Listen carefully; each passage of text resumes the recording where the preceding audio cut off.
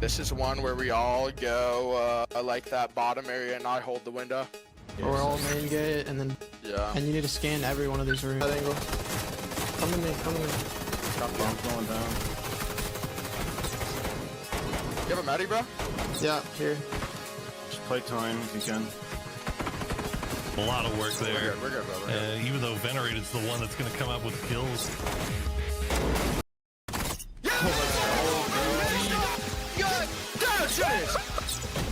How are you losing that? Jesus, that's sad. Get fit. You need to go get a job, Venerated. You're holding it. Oh my god. Welcome back, everyone. It's PUBG Blind Spot time. Myself and Felix are joined. We're going to be kicking things back as we have the EMEA invitation. Felix, welcome back in. Obviously, PUBG Blind Spots is back in full force. I'm excited for this one. I've looked at the lineup. We'll come to it. But first and foremost, how have you been, kind sir? Thank you so much, Mark. Yes, well, exciting times. I've played a bit of Blind Spot in the meanwhile, and honestly, looking at the teams that we have today, I thought I was pretty good until I looked at some of these guys, and we saw them play in a couple of tournaments a couple of weeks ago, actually, in one of the tournaments as well. And all I can say for this one today is that I think there's going to be so much new stuff to learn. I think for me and you both, Mark. Yeah, 100%. Obviously, the game has moved on. For those that didn't miss it, we about 3 months ago, we've got an opportunity to cast. We got some outstanding players. We invited loads of pro players, and it was complete madness. It was quick learning, quick changes. These teams kind of evolved, should we say. Now, it's been a bit of time, Felix, and now with a bit more time, we have to introduce some more people because we just can't do this by ourselves anymore. Let's bring ourselves into the casters because we have two amazing people to join us. It's going to be Gibson Cast and Whip It. Welcome in, guys, and welcome to PUBG Blind Spots. How are you guys doing today, Gibson? I know you've had a quick look at this game, mate. Are you excited to be kicking things off this evening? You know what? I'm looking forward to it, right? It's the second ever tournament for this game, the first one under the actual official name of PUBG Blind Spot. And it's nice to welcome in my regular duo from other titles, Whip It, into the PUBG universe as well. So I think Whip It's the one you should really be asking about whether or not he's excited. Oh, I am excited for this one getting into. Listen, I took a look at this game when you Gibson reached out to me a little mention, and this has my interest sky high going into. I cannot wait to see how these teams line up and get to watch some action. This one, I am so excited for this title and today's stream. Well, this is a very unique game, as Whip It does say, because there is a very different. It's a top-down approach to a strategic defense and attack. Well, obviously, we have some amazing, obviously, content creators that be coming in. The teams are pretty stacked, as Gibbons already said, though, Felix. As we can see the names here. Felix, there's a lot of names that we know on the boards here. I'm excited for a few, especially Gargod. I know Gargod's a PUBG console, but his team is Team UK, baby, as they be rolling it down. I'm looking forward to those guys. But look, for you, Felix, who's a takeaway? Who should these people be watching? Well, in your very unbiased opinion, it's Team 1. In my very unbiased opinion, it's Team number 5, which is the German guys with Fishkop and co. I think as variety streamers, that chances of taking it home might be a little bit slimmer than some of these other teams. We're gonna be honest in that regard, because we have some of the most professional esports players you could ever imagine, like people that have literally won world championships in here. But apart from that, I think it's a good mix of streamers all around, as you said as well. Some variety streamers in there, some professional esports players, and yeah, starting off even with Gargot. So many different professional players in here that have so much strategy to bring into this game as well, that honestly I couldn't be more excited to get into this first game. And we've seen this in the last tournament as well. During the games, during the tournament even, with so few experiences being gained up until this point, these guys literally adapt and overcome these obstacles during the tournament as well. And that's the biggest thing what we saw, especially from the first invitation, was the speed to delivery, the speed of which that these, I'm going to say a lot more pro players we had on the first one. This one is more of a mix, though, Gibson, as we are bringing in content creators and pro players. But Gibson, do you see that being an advantage if you're just a pure pro PUBG player? Or actually, do you think these content creators are going to be able to get their hands on this prize pool? They're going to want to win, right? Content creators, they've got a different type of drive when it comes to these things. They like to be the best at what they do. But if I'm being honest, I think that you got to look at the professional players to be going out to win this. The way professional players look at games and problem solve will definitely come into this game. Now, I know in NA later we're going to have a viewpoint from some other titles, but in this one, I'm looking, and yeah, Gagod's team with all the UK boys, I think they're going to be a fun one to watch, but don't rule out some of the CIS players. Like, I think the team with Habakwan, a Pokemon Adoy's team, will definitely be one to watch because they've been playing all day. Yeah, I was supposed to say, I've been watching Klim today as well. They've been really strong, and you guys were talking during the break, and I'll let Whippet go into a bit more. Strategy's already started to form. Now, obviously, we need to get ready for the warm ups, and this might be a good opportunity, Whippet, for some of these teams to try out some strategies, but more importantly, get used to these gun skills. Yeah, this is going to be, of course, the massive part about this is we have that isometric point of view, and gunplay is, I'm going to say unconventional, but take that as the most positive way possible. You stand, you get your gun ready, and you can decide whether you're aiming at head height, lower, or crouch, and it's an unorthodox side, your vision all the side on what you can physically see, so do not let that perspective fool you, and this is going to be a nice little warm-up for the players to get an idea as they get prepared for this. But as we mentioned, they have been playing all day, getting ready for this one. Yeah, and these teams, this is Laura's team taking on Pokemolodoy's team, and as you can see, Fuzzface peeks around the corner, but retention with the MK14, and the MK14 is a weapon that we spoke about quite a bit together, about, you know, one that's really effective inside this game.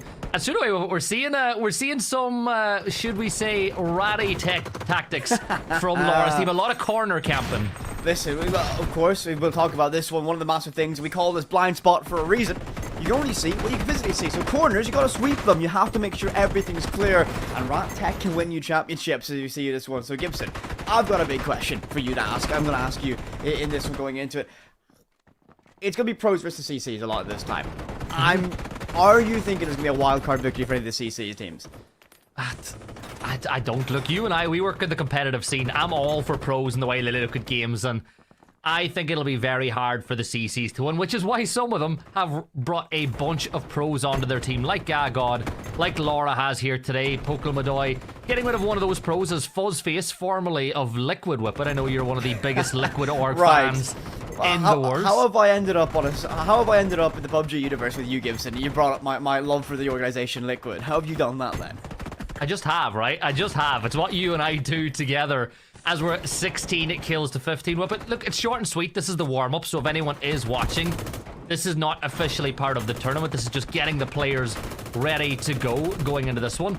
And Whippet as well, Hibuba that you see is actually Hibako. So anybody watching who's wondering who it is, that is Hibako playing on that team.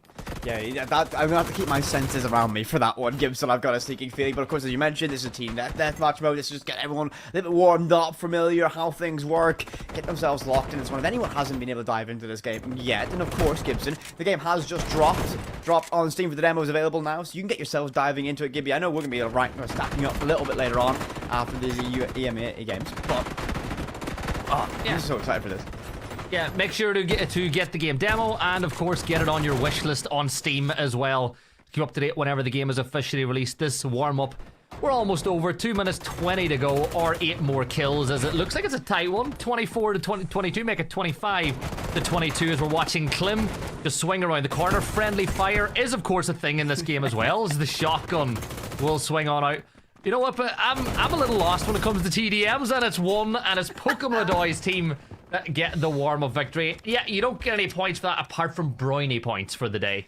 All I'm saying, if you're looking at this one right now, you're going to look at Klim, for example, being able to get that 9 bomb dropping. You're going to look at your top performers for this one. If they can do that in the chaos of a TDM, you think when everything breaks out when we move towards Demolition, the primary, you know, the 5v5 game that we'll be looking at later on, you got to think if they can do it in the chaos, in the midst of fog of war that we see in TDM, they might be able to do that when things get a little bit more serious. Yeah, and what I'm looking at as well, but is the numbers that you have on your screen. The accuracy and the headshot percentage being brought up. Remember, as you move around in the game, your accuracy decreases, and as you pointed out earlier as well, a simple scroll of the mouse wheel will change whether or not you're aiming for the body or the head. And, you know, you look at Klim and you look at Fuzzface, 2 players definitely going for headshots. Klim's 33% accuracy is a high number, but only 6 kills. Let's bring the desk back in to see what they thought of her warm-up. Very, very, very interesting warm-up, Gibby. Well, you highlighted very well. There's nothing but bragging rights for that quick warm-up, as the players were keen to get going. And you do touch on a really good point. In fact, we actually spoke about this quite a lot on the first time. The accuracy, the ability to go between a headshot and a body shot. We already see a lot of the crouch movements that these players can get underneath, hide away, and then just pop up and be extremely explosive.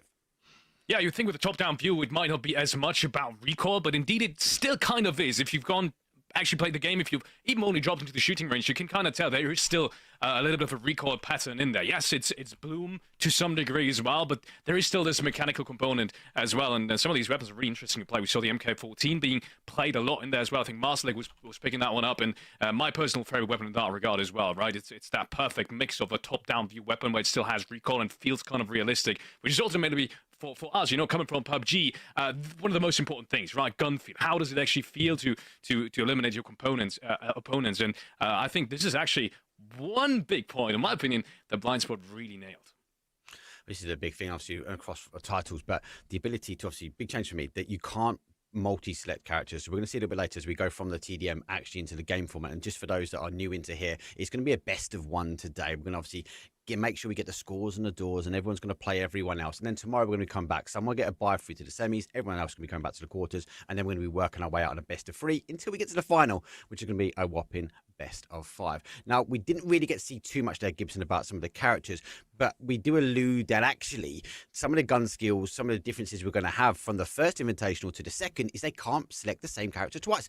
Only one person can now pick the shotgun person. Only one person can pick the M249, etc. So do you think that's going to be a big difference now as this game evolves? I think it's more in line with what you see from this style of game, this this genre of 5v5 tactical, bomb defusal game, or decryptor game. I'm going to get the phrasing right. But when it comes to this style of game, I think it's important that you have specific people doing specific roles. For example, when I first came into this game and started practicing, Fnatic was the operator, the character that I used most, because I saw the P90. As a PUBG fan, I see the P90. I was like, yeah, I don't even care what the special ability is, which is of course the ability to heal your teammates. First thing was P90. It rules inside of PUBG, and I had a lot of fun playing Fnatic. But it is a very support oriented character in the game. That as well as utility. Now, obviously, we've seen utility across platform, whip it, and actually things like the blue zone nades, we've seen them been really impactful as well. I think we're going to see a huge amounts of them tonight. We've got drops, we obviously with the gas grenades. Utility is so key, especially I think from a defensive point of view. I know obviously attacking, you can go throw some stuff in there, whip it, but from a defensive point of view, I think these teams need to figure out what the strategies there is from the characters, but also what utility. Yeah, utility in the defense comes in all shapes and sizes, and not always within your unique gadget or what you bring. Sometimes it can be as simple as a shotgun. Collision, for example, brings out that shotgun and is able to mold the environment to create long lines of sight. If you're so used to time and time again, you walk into a map, you expect the same hallway, well guess what? Now there's a massive shotgun breach at the end of it, and the defense can see you all day long. You can mold the map with that, and it's one of those things that I think is going to be a nuance, and a lot of these players will have to get used to very quickly as we very quickly evolve what we might see today. Well, talk about evolving. Let's quickly evolving towards the attacking point of view. Heinz, come on, Felix. The best character that's out there. The ability to put a spy drone through the wall and get at least a snapshot picture on what's on the other side. Yeah, I played a little bit with Heinz in my personal time as well. And I actually think not only that is a great ability on his own, but his Desert Eagle, his secondary is super strong as well. We saw that in the previous streamer tournament as well, right? Super accurate. I think one of the only guns that I've played personally that give you that pinpoint accuracy while moving as well. There's almost no bloom to it. Yes, it takes a second to get that accuracy back as soon as you hit that first shot, or maybe the second, third. But after that, super dangerous weapon in the hands of people that are great aimers. And we have plenty of these playing today, so I'm excited to see him as well. And second thing as well is, I think Gibson said it, right? Shotguns, how important they have been in previous tournaments as well in terms of defending. We've got a new champion in here as well. He's not only got a shotgun, he's got an automatic shotgun as well. So I'm excited to see him play as well.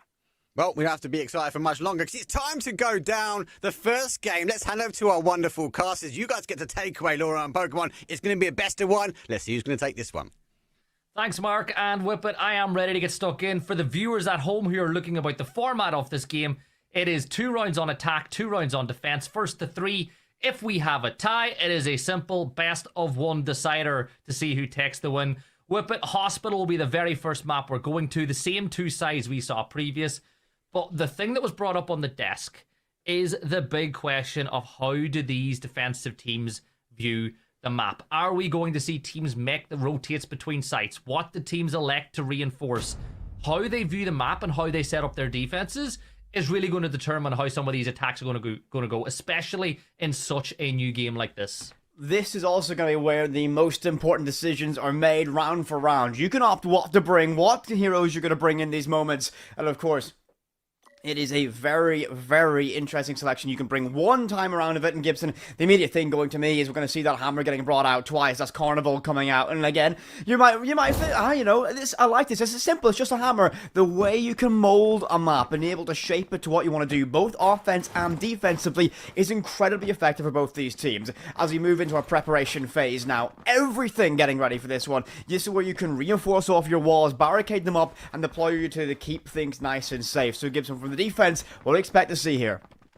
Yeah, well, I'm looking, and they're reinforcing those external wall walls that go deeper into the map. However, they've not done anything with the soft wall from B pushing into the corridor where Laura is playing, or between sites. Now, I would love to see a rotate between A and B to allow the likes of Adriana to flick between positions really quickly, and then you can use those smokes from afar. Looking at the attack whip, though, I said that this team, Pokemon team, goes for a 3-2 style offense where 3 players will push directly from one side of the map and the other 2 will push the other way. That is exactly how they're approaching this in the early stages. Early blue zone grenade goes out as well. Now you can lob that in, cover a massive amount of zonal control from that without having to get yourself line of sight. Medkits already deployed, and yet again that use of blue zone. You're able to get information from this, and if you don't get information, you push them off. The opening engages looks to arrive, and they're just knocking on the door of sight immediately. It's early damage trade off, but crouching behind those shields. I mean, no, number one, no LOS. Grenade goes deep in towards sight. A is going to have some massive destruction. Attention's going to find that opening. An instant trade happens off there. The MK14 off the cards as the MP5 fires one off Gibson.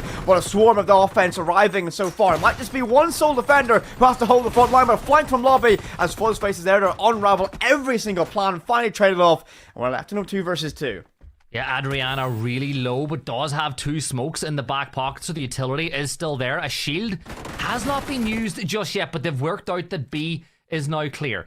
Gaxi on full HP, electing to rotate back from this position to give the defenders a flank in Pokemon, the last player standing. Adriana, as we said, 1 HP, chasing down Pokemon, who will push inside of the crypt of A. Back now, maybe we'll see the flank. Gaxi just has to go through the door, but he elects to go around the other side. This one should be done and dusted. Gaxi on the flank, and the defenders take the first round. And Gibson, listen, when we watch matchups like this one and games like this, you often have to say the defense can tend to have a slight advantage from that. Moment of chaos arrives towards the latter stages of that round. Everything goes insane. And that was going to be massive from Fuzzface, flanking out from lobby, being able to find things, unravel that round. Opening goes to our defense. Gaxi leading by 2 on the entry so far. We'll go to our operator, we'll go to our selection screen yet again, locking things out, of course. Here on Heritage Hospital, A variation. So this time around, what lessons can we learn from that defeat going into it? Well, what we saw the defense do was be incredibly stacked on holding the objective alone, and immediately we're seeing barbed wire deployed, extending out their presence, and this is going to be massively important. You don't want to delay as much time as possible for its explosive utility to clear these away and just sap away at those resources, and every room, every corridor, every angle has to be a little bit harder to get control of. You can't just sit in one building, or in one room, as the crypt can be very vulnerable if these walls get opened up, for example. 2 minutes to get this job done. 3-2 offensive attacking lineup that we've seen so far, and yet again, brought out. Blue zone grenades have been used incredibly effectively to get that information early, and one tossed out yet again. Yeah, clearing space, forcing Laura back towards site as they've got 3 defenders on site, and Gaxi and Fuzzface are on the roam. Rotates between A and B are now available, so Adriana does have the opportunity to crouch through as the first nade will get tossed down the corridor. That will clear the barbed wire and put some pressure towards the side. Another nade tossed deep into sight, doing a ton of damage, but Laura has got to be careful playing off the back of that shield.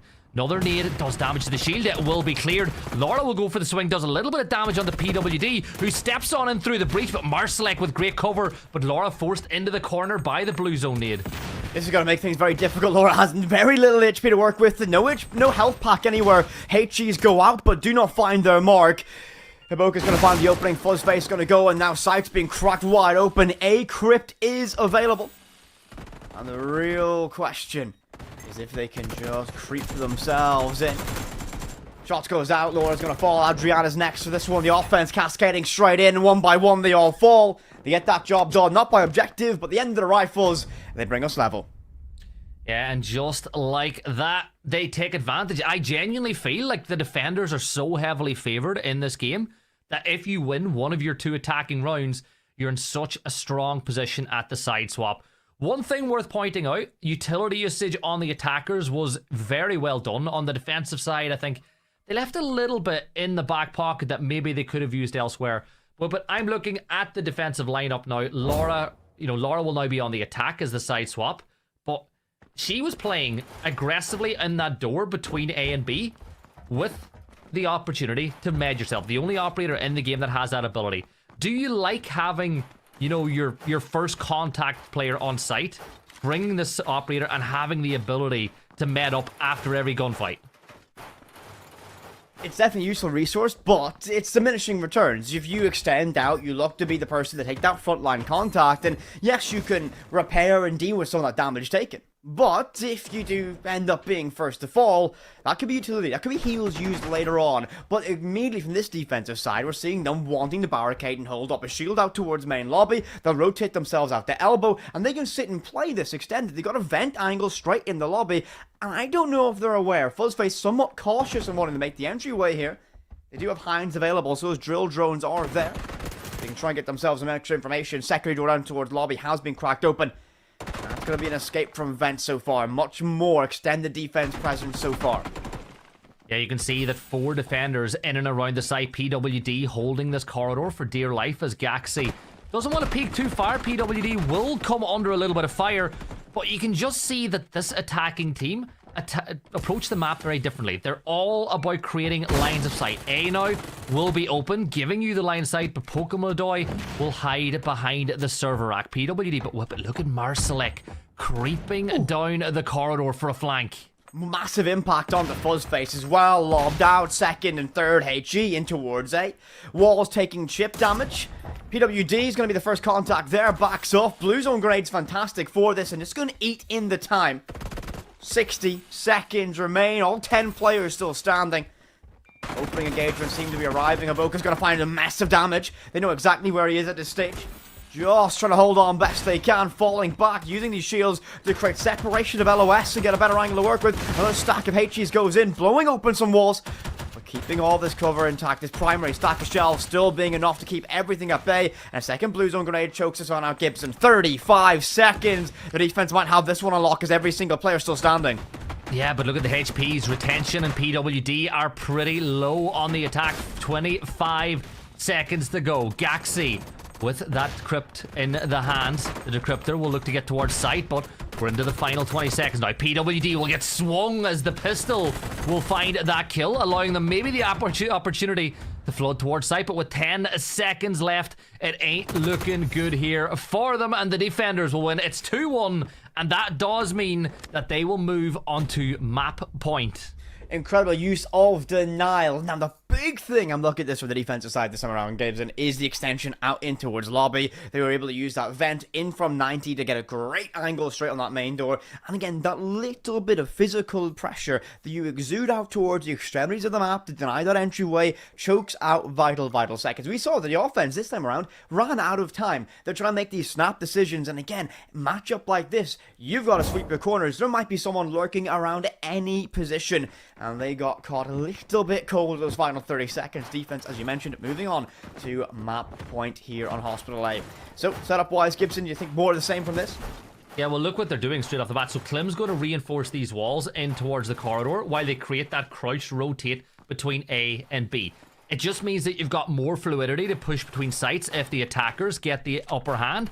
Reinforcing quad wall, looking down towards vending machine as well, which is the right thing to do. The shield trying to create a bit of a kill box in between A and B inside of connector. On the attacking side though, but a spawn peak here as blue team get really aggressive, and Gaxi down to 25 HP straight off the bat. You got to keep yourself nice and secure. You got to see a 2-2-1 lineup from the offense so far. Just trying to find their way in, probing in. And again, look at this extension all the way outside. They're really trying to hold on to as much of these buffer rooms as possible, buying space, making every single inch of this map a nightmare to take and control. Looks like they should get themselves in. Renta's going to take the initial engagement falling off. MK14 so powerful in this position. just holding on best they can. Hammer from Carnival is going to breach on into elbow. And that's going to be a great deployable shield placed down, but it's going to be a poorly timed retreat as Gaxi finds the opening. And this is exactly the offense need. They need that numeric advantage as time begins to waver. Yeah, Habako fleeing back towards vending as Fuzzface is on the hunt, and Laura will get that kill with the P90 from down the corridor. So the attacking side now with the advantage. It's a 5 versus 3. Laura doesn't have any more medkits in the back pocket as that utility has been utilized, but PWD with the arm will peek across, gets the kill on the Marsalek, and all of a sudden the defenders now working their way back into the game. Adriana's low, the nade will force Pokemon Ladoy into cover and dips in, but look at the damage being dealt as Fuzzface is down. With it, it's a 2v3, 49 seconds, and it's level. Next round wins. Everything comes down to this sudden death. A great bounce back from the offense. But again, you take that early damage, you take that spawn peak, you think, oh, things might get very, very difficult. A poorly timed retreat from the deployable shield in the middle of the hallway means that there's going to be an opening. Retention was first to fall in that one, had such a key and pivotal role with that shield denying that access, falls back at just the wrong time, and the breach made by Carnival's explosive hammer gets some direct access to that position, Gibson. So moving into our final round of our opening matchup here, Gibson. Offense, defense. Simple prediction. What are you going to go with? Defense. I think that I see enough. Boring. Well, I agree. Okay, you're going to go for... You agree. No, it's boring, but I agree. Listen, I'm going to say advantage should sit with the defense, because they can mold the map, they can set things up, as you mentioned, they can deploy these rotations, have maneuverability between these positions on that site, they can get murder, or they can get kill holes to make everything a little bit more difficult, create kill boxes, create these choke points, create these crossfires, and that's what they need to do. But from this lineup, they seem to be incredibly compressed. Gaxi, the only real player extending out, joined by Fuzzface, and they're just stacking up. But this is where you gotta sweep your corners, and Gaxi might just play the patience game. Do they know? Well, they're gonna check it, but only a fraction of a second too late, finding one. But he's gonna get himself traded away. Yeah, but you take that trade in the early stages. PWD, the top performer for the side, is down. So I'd say it's advantage for the defenders. Pokemon Ladoy has taken a lot of ground as he enters on the other side of the map, as it looks like we'll get a full rotate now from retention. Minute and 42 seconds to work with here. You can see that there is a direct line of access in towards A as things stand, and PWD knows. Look, the pings are coming out. They have a pretty good idea of where Laura is playing as they start using those nades. But with it, I want to see more offensive utility used to try use every gadget you have in the pocket to try get a win here. They have Hines available. They can get themselves some information. Laura's going to find one, a massive pick there. And while Gibson, one by one, they seem to fall. Flim's got those drill drones and can get information through those walls. Everything. These soft panels are destructible. Laura, for example, isn't in cover. If you can just clear Fuzzface, you can get yourself an opening and try and knock on the door of A as well. But Fuzzface wants to get aggressive, chasing down a peak, swings that wide, should get one and does so. Retention falls. Advantage on the defensive side. 50 seconds in a 3 versus 2. Should be job done. Never say never in a matchup like this. All it takes is one missed peek. Wounded members of the defense, for example. B. Whip it, look at the attack, and they've got no nades left. It all has to essentially be done. They've got a couple of C4s and Pokemon Ladoy's pocket, but Fuzzface is in the corner. Shield at the ready to provide protection, and as soon as Klim steps up towards this door line, there's going to be a problem. Fuzzface heard the steps on out, gets a lot of damage onto Klim, but Klim will win his one. 1 versus 3 now, all hanging on a prayer here, and Laura's waiting with the P90. The defenders will win, as Laura's team will win the first matchup of the day. They go 1-0 inside of the EMEA region. But look at the stats up at Fuzzface and Gaxi. 600 damage dealt each. They were a massive reason why this team got the win. If you can find that damage, you can find that opening. It's not all down to kills, of course, but we didn't see the decryptor plant at any time. The defense held fast for this one. We do see some offensive success, but the big story of that one is just going to be that maneuverability, especially in that last round. Seeing Gaxi finding that flank, finding that position, hiding behind that countertop in lobby, just remaining undetected for long enough to cause that chaos is exactly what you need. Listen, Gibson, I often say greatness comes from chaos, and we saw that time and time again. Whoever can step up in the midst of all that is going to be able to find success for their team. Yeah, and we've already seen different ways of defending that side as well from both those sides. A lot of roaming presence as the game progressed. You know, we're seeing the defenders get that little bit more aggressive, which, let's be real with it, we saw a lot in another title you and I worked in as time progressed at the very start of that game as well. But that's enough from us. We're your casters. We're not your analysts. We got analysts back on the desk. We're going to throw back to them. They'll talk you through game 1, and we're going to get ready for game 2. Thank you very much, Gibson and Whippet. What a game number 1, Phalanx. Look, first time we've done the Invitational is very much, we know the defensive side is more aggressive in the context they normally get the 1 and 2, but this time wasn't the case. They were able to dig back, but unfortunately they're unable to dig the victories. Laura will claim game number 1. Yeah, but I also think this kind of matchup kind of has to be talked about as some kind of exception, because these are some of the best teams we have going today. I think even the outcome is a little bit of a surprise to me. Yes, they're both at an equal 11, but Pokemon and these guys, you've said it before in the pre-show as well, they've trained a lot. Like Klim was not only fragging in the TDM warm-up that we've seen, he was fragging throughout the last weeks. He was playing the game, which is a good sign for the game in general, but also for the performance of your team. So I'm very surprised it turned out to be this way. But then again, I mean, there's reasons for it, right? Great aggressive stances coming out from Gaxi and Cole. He was playing very unpredictable, making sure that the aggression, even on the defensive side, was at a very unpredictable level, right? Sometimes it was almost on the very first door to the entrance, sometimes it was all the way back on the backside, and also in terms of utility, just so much stuff that has just absolutely gone their way. And then again, that makes it a little bit less surprising, that outcome. That's a 2-3, very close outcome, has to be said as well. It was close. Obviously, we went to the wire. We unfortunately did G up Whippet and Gibson to say these games are super quick. They're normally like quick one done out of here, and it went to the wire. All 5 games though didn't disappoint any one of them. I did see a bit of a difference though, Felix, from the teams. It still felt for me both teams a little bit of a TDM, but we started to see a little bit more strategy coming out, especially in Pokemon team. We saw kind of a 3-2 split. We saw it very, very clear of those points. The guys did highlight it as well, compared to the chaos that we saw first time around, where people kind of just running, taking one-on-one fights. So I like to see that we're actually seeing more team play coming out here, more util coming out here. But Felix, there was some times that we were lacking in some of the utils for some of these players. They were just backed up against the wall. Is that a case that they're just not used to the game just yet? I think there could be an argument both ways, right? Yes, sometimes it's the utility usage wasn't perfect in the way of when they used it and how they used it, but they did use it, and that's the good part that I'm trying to make a point for. I think we saw this especially from these two teams as well. There's very minimal changes on who played the last time. I think 2 or 3 maximum per team. We saw this last time from these guys as well, especially Pokemon Adore. They know how important utility is in this game, especially in top-down view environment, where if you have a straight one-on-one aim fight with someone, most of the times, even if you're the better aimer, you're going to lose HP at the very least, because it's only so tough to hit you.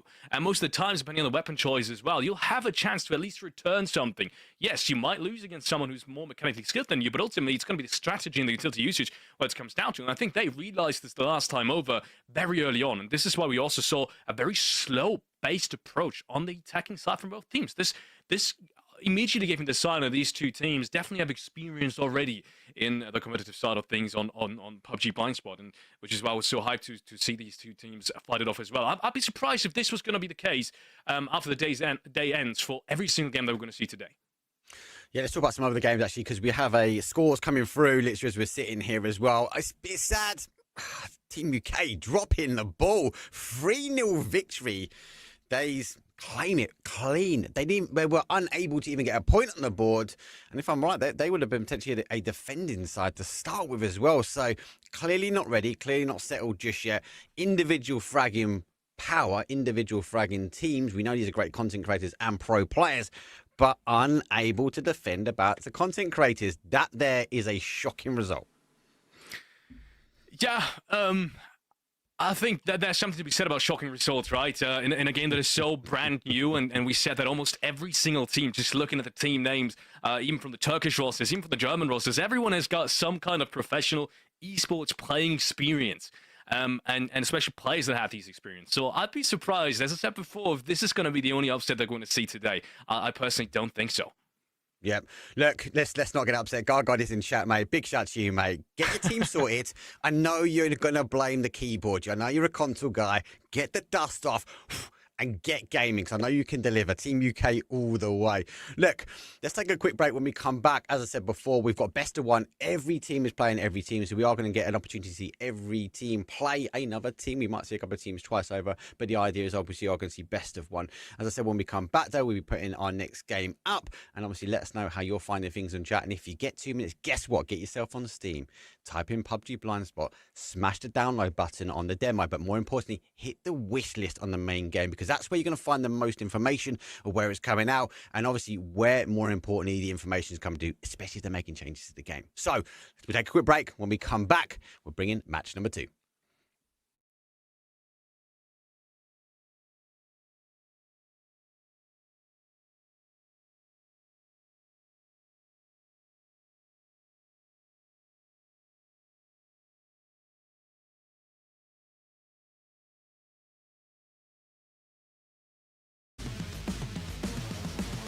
Advantageous or disadvantageous? Which walls do we need to reinforce? Where is it useful to have a rotate? Like, remember, you don't have to create rotates just between sites. If you're on the roam, it can be really effective if you create rotates between certain rooms as well to give you more maneuverability around the attackers on the flank. So, as you said, this is a canvas, and I think it is up to the defenders to do the actual painting, because at the end of the day, all them attackers want to do is burn that thing down.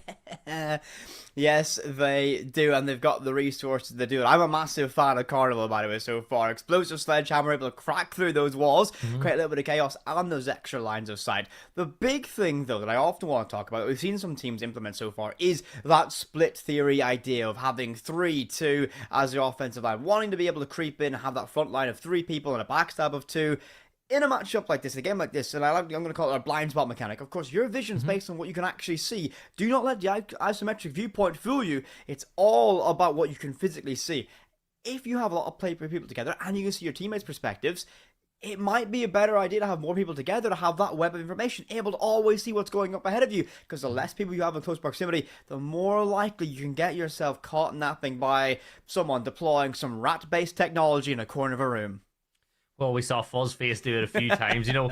All love Fuzz. We saw you do it a few times, but I'm thinking about other titles too. Like if you, all you got to do is put pressure on one side of the map, then rotate around to the other one, and basically keep those defenders on their toes. Like you said, we saw 3-2, a lot of 3-2 in that last game. We could potentially see 4-1 splits. Yes, you'll have attacks as well where there'll be more rushed based, where you'll see all 4 attackers go in one line. But I want to see, moving on to Warehouse, the defenders express themselves more. It was very much 3 defenders on site and 2 roamers on opposite sides of the map. Let's see the defenders put less, I want to see the defenders put less of an emphasis on site itself and extending out to some of the more powerful areas of the map. Remember, if you're watching at home, it is basically 5 rounds at the most, first to 3, as we get ready to watch this one. And Gagod's team will kick things off on the attack, but for those, for people not versed inside of the PUBG scene, this is like a UK team. You got a lot of players there that we know very well. Atomical and Michael we know pretty well, and then on the opposite side of the team is a German content creator team led by their captain Fishkop. Well, you think about this one, we might have CCs versus some pros, but on the defense, you tend to have that intrinsic advantage. We mentioned, Gibson, that we want to see some broad strokes. Use this map, shape it, mold it to whatever you want to do, as Warehouse B is our map of choice for our second matchup here, Gibson. And, well, who are you rooting for? And is it the PUBG guys from the UK? Because I think it is. If I don't root for Michael in this one, Michael will give out to me. He'll kick me from his Discord. He'll get rid of all my access, and he'll stop being my friend.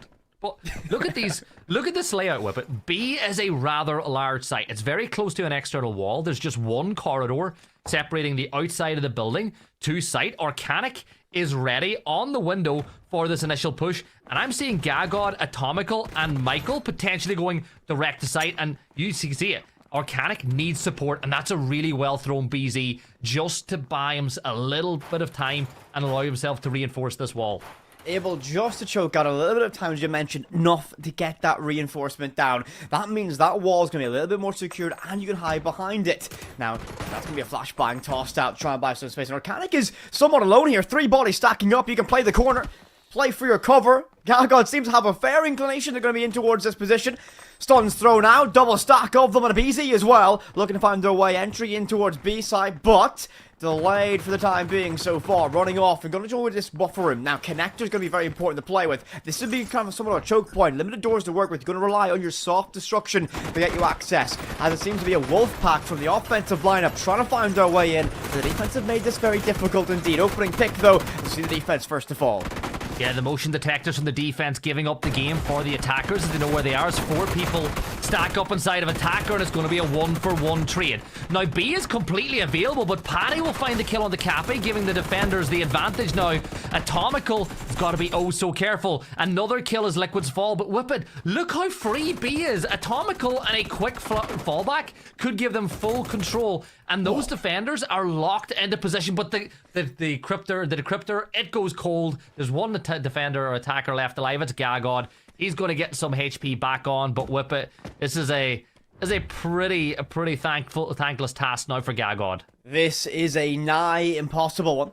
Just trying to look for some information, but it seems the defense are somewhat stuck to this blind spot, and pardon my pun, as Paddy's going to be able to find that, collect that final pick with the P90. Job is done, and the defense get themselves their opening victory here. This is going to follow the script that I'm going to say for this one, Gibson.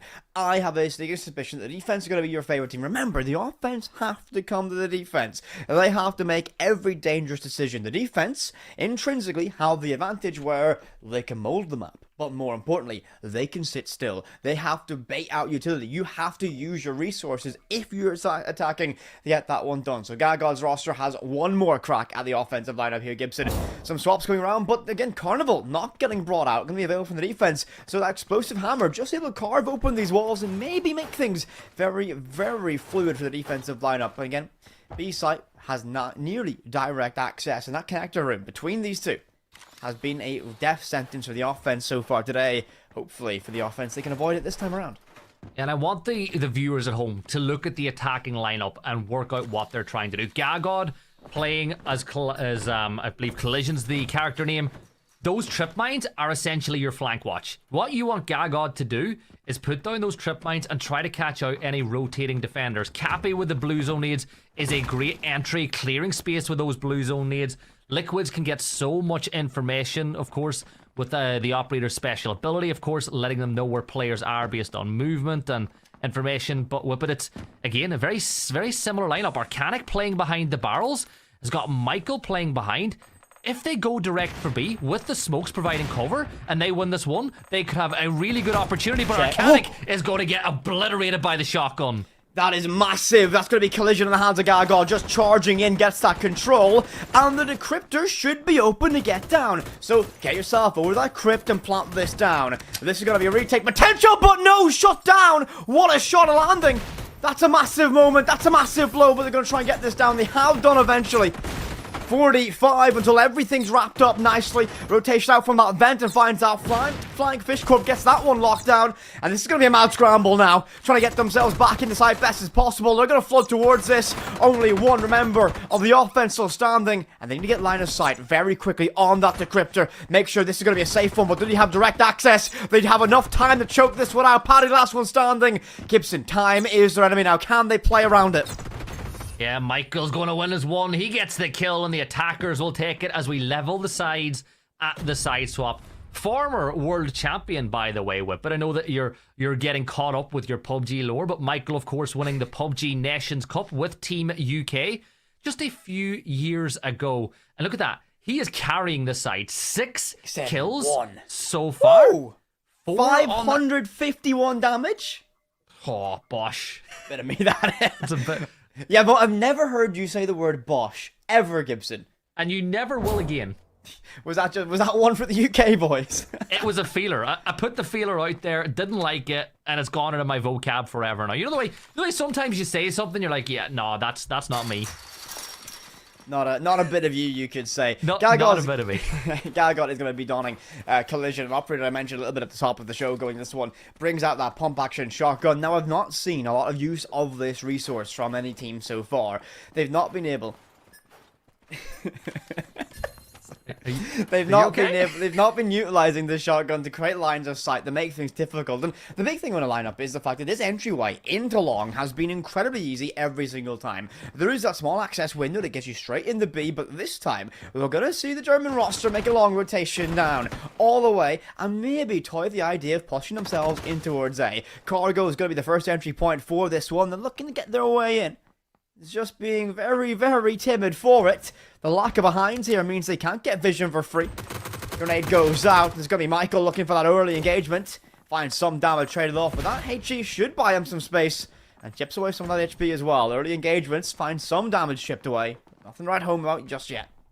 Yeah, the attackers, they're going for a bit of a 4-1 split here, but a Smash and Lunatic will rotate around to Alphaton now as they look to push from the other side. The defenders, 2-2, two defenders on each side. Michael on the roam as a spray will come through the vent, and Cappy takes a little bit of damage but will now fall back. Alphaton is still looking for Michael, who's fallen back towards B now, but the attackers have their sights set on A. This moment in time, flash grenade thrown deep. The smoke will cut off lines of sight. Liquid will throw a defensive bit of utility to capture any movement, and Cappy is lucky to get away with his life, but he will get caught out by Smash and take the BZ though, being used to just buy a little bit more time.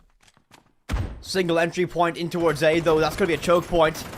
The funnel of death, you would call it. Michael finds one more. The defense in a great position to get themselves on the map point here. Control of storage, flanks around, might have access from that vent. Gargoyle's going to be a massive play here, finding one with the shotgun. Left untraded, but bodies flood in towards A. Gas grenade's good to buy a little bit of damage. Liquids will find one with the M249, finds a second one as Gargoyle's shotgun. Organics next to go, 30 seconds. All down to one survivor. Lunatic's last one standing, looks to try and get entryway, but the LMG shuts it down, and again, defense find a victory, and they move themselves onto map point here on Warehouse. You know what? The M249 and the shotgun have been the stars of this map so far. The impact that those weapons have been able to have has been huge as we move on to map point here for Michael and the rest of Gagod's team. Now, we've had the side swap. We've already had one attacking round, and I'm going to say this. I liked a lot of the things that Fishcop's team tried to do on that attack. They got themselves in a great position. But that double swing where we saw Gagod get one, and I think it was it Liquids got the other with the M249. Yep. It destroyed that attack. Down this connector hallway, looking between the sites, it did all the damage. But we're speaking about the canvas and the way to set things up. Look at the little changes. They're creating the rotate again between A into the corridor so you can swing from the door and the corridor at the same time. But you look at everything else. The other room between B and A on the left, just south of Liquid, not really being utilized at all. No, it is. Okay, as you mentioned it. Sometimes caster curses transcend gaming universes, Gibson, it feels like, and it very much a spread out offensive lineup here. Again, they tried to stack everything together last time around, the German roster. I think they're going to opt to go together. Smoke grenade detected, and that is going to shoot that one out. Again, this is going to be a nice, slow, early beginning. And this is where I love to see teams bring out a Heinz, for example. Again, you have that drill drone in your back pocket. You can send that through a wall, get line of sight, get some extra information, and make your plan from it. Information can be king. One body in the backstab all the way towards the southern side of this map. Entranceways are still hesitant so far. Liquids have been so effective with the gunplay. Stacked up in B with Gagod. This might not be an easy tasking. Vents have been barricaded up as well. They should be able to clear this, and behind that deployable shield, Gago with that shotgun, waiting for that pressure to arrive. You walk in that gate, you might be able to catch you. BZ's good though. Shuts him down. He's going to be forced to relocate, but straight back behind cover. You throw that BZ again though, you can see it forces Gagon into a position where he can't hold the breach, but Michael swings around, now throws out some of those impacts, but a long rotate back might just run into Aphyton, who's crouch walking. Actually, he was crouch walking on this side of the map, but rotating now towards Cappy on A.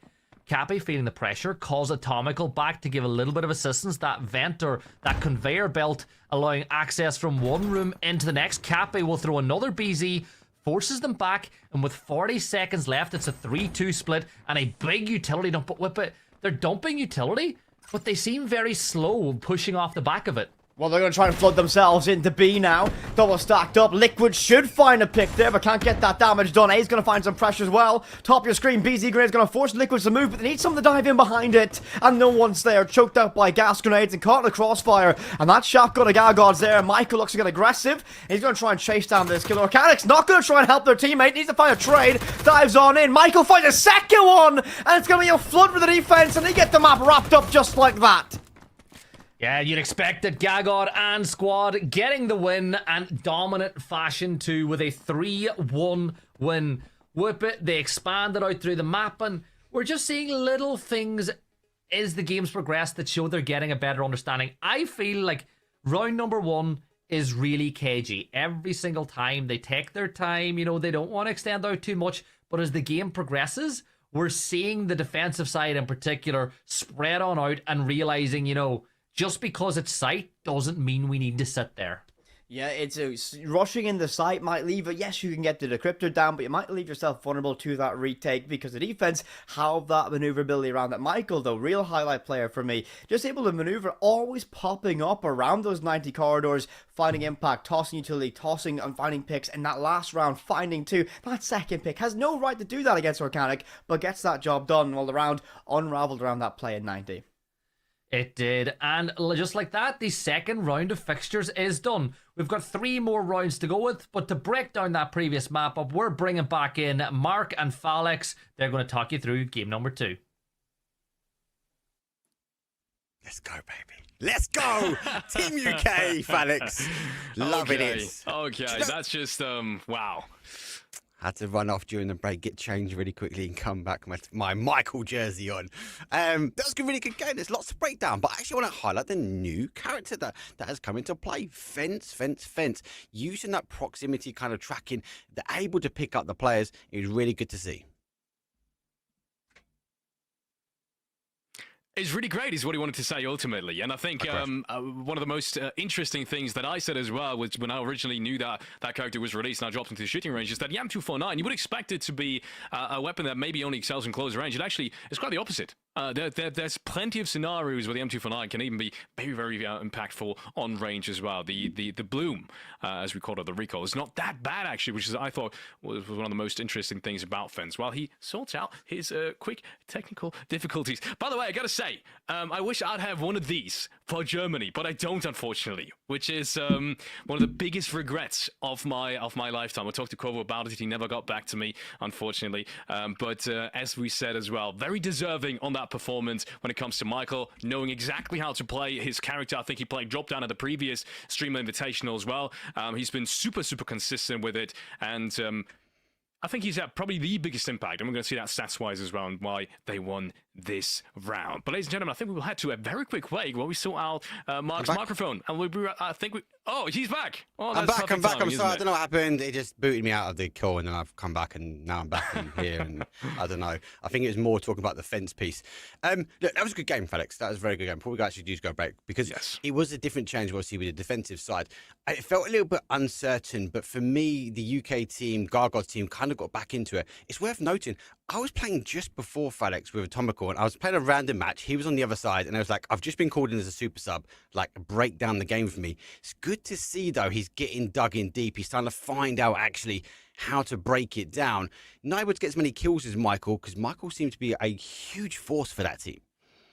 Yeah, as we said, I mean, he just knows how to play his character. I think one of the biggest things as well for not only him and his entire team, they know how to use the utility and when to use it. I think we talked about this in the previous game as well, and I think this has been another good showing of that. With how often they were able to delay the opposing team, and how often we've seen these late executes now coming in from the attacking side because they legitimately had to with how well they used the utility on the defensive side. I think it goes to show you how experienced these guys have now gotten over the last couple of weeks and how much work they've really put into this. And Michael, obviously, if you combine that with an individual skill, he just finds himself the right path things. He finds himself the right situations to actually isolate these players, jump behind them, do that unexpected thing that we saw Gaxi do, for example, in the last matchup as well, and that's worked perfectly. I think he's going to be one of the biggest fraggers for that team going forward as well. As you said, as we were talking during the round, Michael doesn't lose these 1v1s. But I'll tell you what we're not going to lose, though. We are going to jump over to a quick break. As I said, we do have 5 maps to be covering today. Plus, you've got the added bonus for looking at TDM at the very, very beginning. Let's throw to a quick break. When we come back, it'll be match number 3. See you guys in a few. Number 3 underway very shortly. Felix, any takeaways before we throw back to these 2 wonderful gentlemen? I'm just really excited to see all of these teams knowingly put in the work, knowing that they're going to be performing today in this Invitational tournament. I think we haven't seen a team yet that very obviously hasn't played the game through the last weeks and hasn't prepared for this. I think everyone's been kind of set in stone on what they want to play, not only in terms of strategy, but in terms of characters as well. There isn't really too much surprises that we've seen up until this point. And I think that's, as we said, I think that's a great indication of how the next games are going to go. Because as we said, some of these teams that we've now just seen, for example, the German squad, the variety streamer squad, as I like to call them, even these guys have prepared immensely, and they've even been able to get a good showing in against some of these professional players. Well, Felix, let's take a back seat, hand over to these wonderful gentlemen. It's game number 3, boys. Take it away. Thanks, folks, and we hit the halfway point of the night. The undefeated 10,000 Days roster taking on the team from Turkey, which I'm excited to see. A couple of comp PUBG players up at Baron, Peak, Shilla, CC, players that I know very well from inside the EMEA scene. We're changing up map. The sides are lined up, and I'm looking at the defensive and attacking lineups. Not a lot of variance from what we've seen through. Now, I know that we don't have a lot of characters to choose from, but I want to see more. Like, I'm not going to lie, I want to see so much more from drop down, because I think that those gas grenades can be so good at choking off space the exact same way the blue zones are. Yeah, I think they're going to act in a very similar role for that one. Now, big thing for this one, Shopping Mall A will be our map player for this one, Gibson. And comparing to what we've seen for this one, the big thing for me is how compressed A and B are to each other. There's not a lot of buffer rooms going into it, and then expands out towards this offensive spawn that they've taken. 3 bodies stacked up yet again, and we're going to see this from 1,000 Days going in. It's just lining up. And see what entranceway. 1 single defender, the only player holding this one. Baron's going to be locked in. Nice little bit of cover behind that deployable shield. But unfortunately, too many angles to check. And he's going to get caught from that one. BLINDSPOT is going to shut that one down. Opening pick for the offensive side. And it's going to be massive. If you can get yourself 2 rounds on the offense, you're looking pretty to get yourself a 3rd consecutive undefeated run. Yeah, I think Baron was trying to deploy some tech crouched on top of that shield. But I think that one needs to go back to the factory for a bit more testing. Over on the other side of the map, we're seeing Terscuff responsible for holding the push in from Mark. Very close to A. There's 2 direct access points inside of A, alongside the rotate that the defenders have made here as well. But Terscuff on the close corner beside the windows. Gotta be so careful. You've got the smokes. Use them to buy yourself time if you need. And I like this. Asnia stepping on out aggressively to give a little bit more presence, but all the attackers now pushing in towards B. Great use of explosives there to open up some pathways. That's going to open the floodgates now. Which is going to find 2 more. And now they're going to look to flood straight in towards B. Get this decryptor down. And it's going to be a flurry. That shotgun finding 2. Cases down for this one. It's going to be a flurry. That shotgun shredding everyone ahead of it. Shilla finds success, but the HG is going to deny this a little bit. The decryptor is down. Time is ticking. The offense can play around this, says the last one standing. HE should get some cover. No, doesn't deploy that shield, and it's going to look to be aggressive now. They have to flood for this one, but you can play the numbers game, run away. It's going to be a stack up behind this cover, out towards Shopping Mall. Can't find one, and they should have time to stop this and disarm the decryptor. Gibson. Everything looked near perfect for the offense, but that late rotation down towards the bottom of the map. Double, you're going to breach through that wall with that C4. They got a perfect flank, and Shilla's shotgun symphony finding 2. Absolutely perfect defense. Open us up here on Shopping Mall. Nah, that Winnie shotgun in the hands of Collision has been the star of the show so far, and it just goes to show, it doesn't matter what the title, what the game, if you have a shotgun in a close quarter situation, you're normally going to come up trumps. And with that, the defenders win again. Have we had a game yet tonight where the defenders haven't taken the opening round? Oh, I don't think so. I think don't we've had believe so. Perfect rotate. Of course, this is a brand new map which has been added in very recent memory, Gibson. And actually, one thing, not just not just the maps being added, but what else gives it? Of course, this demo is live on Steam. Of course, you want to go and get yourself into this action, just type in PUBG BLINDSPOT into Steam and make sure you get on the download for this one. You can jump into this action and, of course, wishlist to keep yourself in the loop of all the recent updates. I heard that Mark said that if you download the game or put it on your wish list and tweet at Mark, he will play a game with you. That's what I heard. You know what? I've also heard, Gibson, you'll do that too. So that's tremendous. And you. Oh. Is this the new version of a giveaway? Show us you've wished listed the game and you might get a chance to play with some irrelevant casters. Yeah, some damage done very, very early. Unsure of the source as I was waffling away with it was explosive. Thank you very much for that one. As you see, I'm sorry to just trying to buy that space, and there's going to be opening pick yet again. Zez finds that one. Terror's going to be the first to fall, extended out toward the northern side of this map. Bodies surrounding B on this defense. Looking just to crack their way in this one. Windows broken, trying to clear line of sight, but Shilla is going to be on that shotgun yet again. Just looks to have an impact with that up close and personal. 10,000 days down to 1 HP. They don't have the ability, though, with Fnatic to get the HP back up. As CC with the MK14 will find a kill. Zek swings around the corner, though, with the MP5 and finds Baron. Bring us back into a 3 versus 3, but 2 of those attackers' HP has seen better days, but a great nade from UTK will find Shilla and also find an avenue of access into B. UTK with another one, forcing those defenders back, and it's all down to Asnia. Now, Asnia, with the P90, has the opportunity to get the HP back up, gets himself one, gets himself another one on the round, but there's still 2 to deal with. Defensive trap. If they walk through that door, the trip mine will go off and find another freebie, but Asnia is electing to bring the fight to the attackers. Blues only it will not cut off the swing and will get the kill on the Zex as well. Is this going to be a huge play from Asnia? P90 at the ready. P90 does it. A 4K, and he's going to get the decryptor. Great round from the defenders as they take a 2-0 lead. Incredible individual moment, finding that clutch to BZ grenade as well. Just not covering the corner, allowing a late swing out to the wounded attacker who just couldn't sneak back in towards the crypt, finding it on map point as the defense now swap off Gibson now. This is where things are going to get very, very interesting. You move on towards that side swap, a dominant opening half for our defensive side.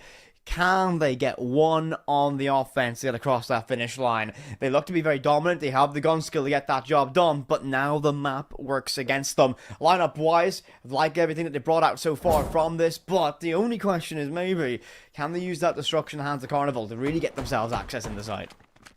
I hope so. Like, you and I are on the same board. We really like Carnival. Yeah. I like Carnival more so as an attacker than a defender. Why is that, Gibson? Because you just got the ability to take down the walls really quickly. It's simple as that. You know, you don't have to shoot them. Big hammer, simple as. Wall gone. Bosh. Name anyone out there who just, doesn't see a big hammer and goes, that's a bit of me. I like that. I mean, I honestly see a hammer, I'm like, yeah, I want to pick that up. I want to hit a wall with it. Yeah. Oh. Yeah, that's sold. I'm a Carnival enjoyer from now on. But getting back into the game, UTK, the front line of that defense. We'll hear the shots from Baron Peak. Peeks across and gets the opening kill on the CC. This is a really big opening pick for the defenders because they need this round. This is map point here for the attack inside. Untraded as well. Able to just fall back in towards Classroom. Just holding on a little bit longer.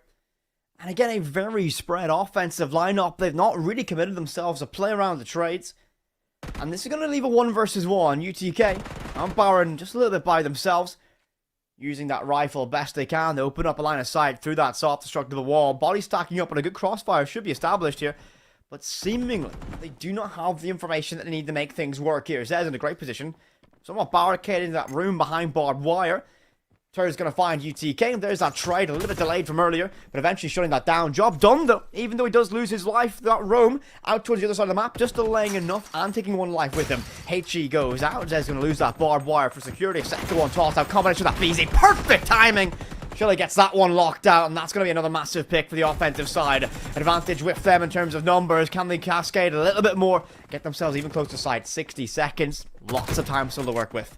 Oh, the shotgun, though, from Cyphus will manage to get one, The Winchester singing on an off angle here as Tereskov gets the kill advantage still with the attackers. 3 versus 2 as the last 2 defenders have fallen back on A. If Tereskov gets this wall open, they can get that decryptor down inside of B, and there's not a lot the defenders can do with the utility that they have. But it's more like the defenders, they don't have the utility. You need to stop this from going down. Now, 10,000 Days will try to get one to get the wall open as Asnia finds another. This game's done with it. I don't see 10,000 Days pulling off this clutch, and we'll see a win here for Team Shilla. We should do. We should do is someone shooting fish in a barrel. BZ United's not quite good enough to get that pick guaranteed. Does seem have no real option. A jump shot to wrap things up as Torres gets that done. A flawless 3-0 victory, Gibson. What a massive result from that one. I have to say, I was very, very impressed with everything we saw. The early round of that was fantastic as well. Working to get themselves that trade back after losing that opening pick. And a massive performance there. Gibby, any highlights from you? Honestly, that last round, I'm going to... well, obviously we got the 4K earlier on. You know, that was definitely, from Asnia, that was definitely a play worth talking about. But a highlight for me is that last round, right? They all entered the building from different locations, isolating 1 versus 1 gunfights. But once we got about 30 seconds in, they all started to group together and picked a site to go with. That's my highlight. Before we go back to the desk, though, what's yours? Oh, Gibby, you're gonna. Yeah, it's a big thing for me is gonna be that shotgun fight. Listen, the way that worked perfectly, swinging out. Oh, absolutely. Listen, there's nothing I love more than a little bit of success with some 12 gauge. I cannot lie, Gibby. Yeah, I'm a big fan. That Winchester is coming up clutch once more. And you know who else has been coming up clutch? The guys at the desk. Mark Falix, talk us through Game 3. Welcome back, everyone. Well, look, it's the first time actually we get to see the new map. Really interesting. Longer corridors, lots of longer engagements, but that shotgun, we come back to the shotgun yet again. Collision being that impactful character these guys are selecting. I'm surprised we're not really seeing Kayak, though, also with a shotgun. But I think before we even get into the characters, Felix, we've got to talk about, was that a 1v4 scenario? Asnia, P90, deleting people.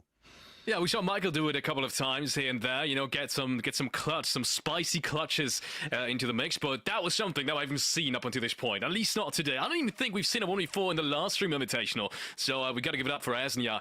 What a great performance as well, how well he handled this, and especially in a game like this, right? It's top-down view, as we said, that kind of eliminates the fact that if you shoot at someone, he hasn't got the chance to shoot back. So that makes it a way more tougher experience to actually get these clutches down, and maybe even a little bit more special, like in this regard. And it's definitely secured them one of the most important rounds in that entire matchup. But also, we got to give it up for both of these teams. The big Turkish matchup, that's something that we haven't really talked about, that storyline between these two teams, one of which has now been beat for the first time.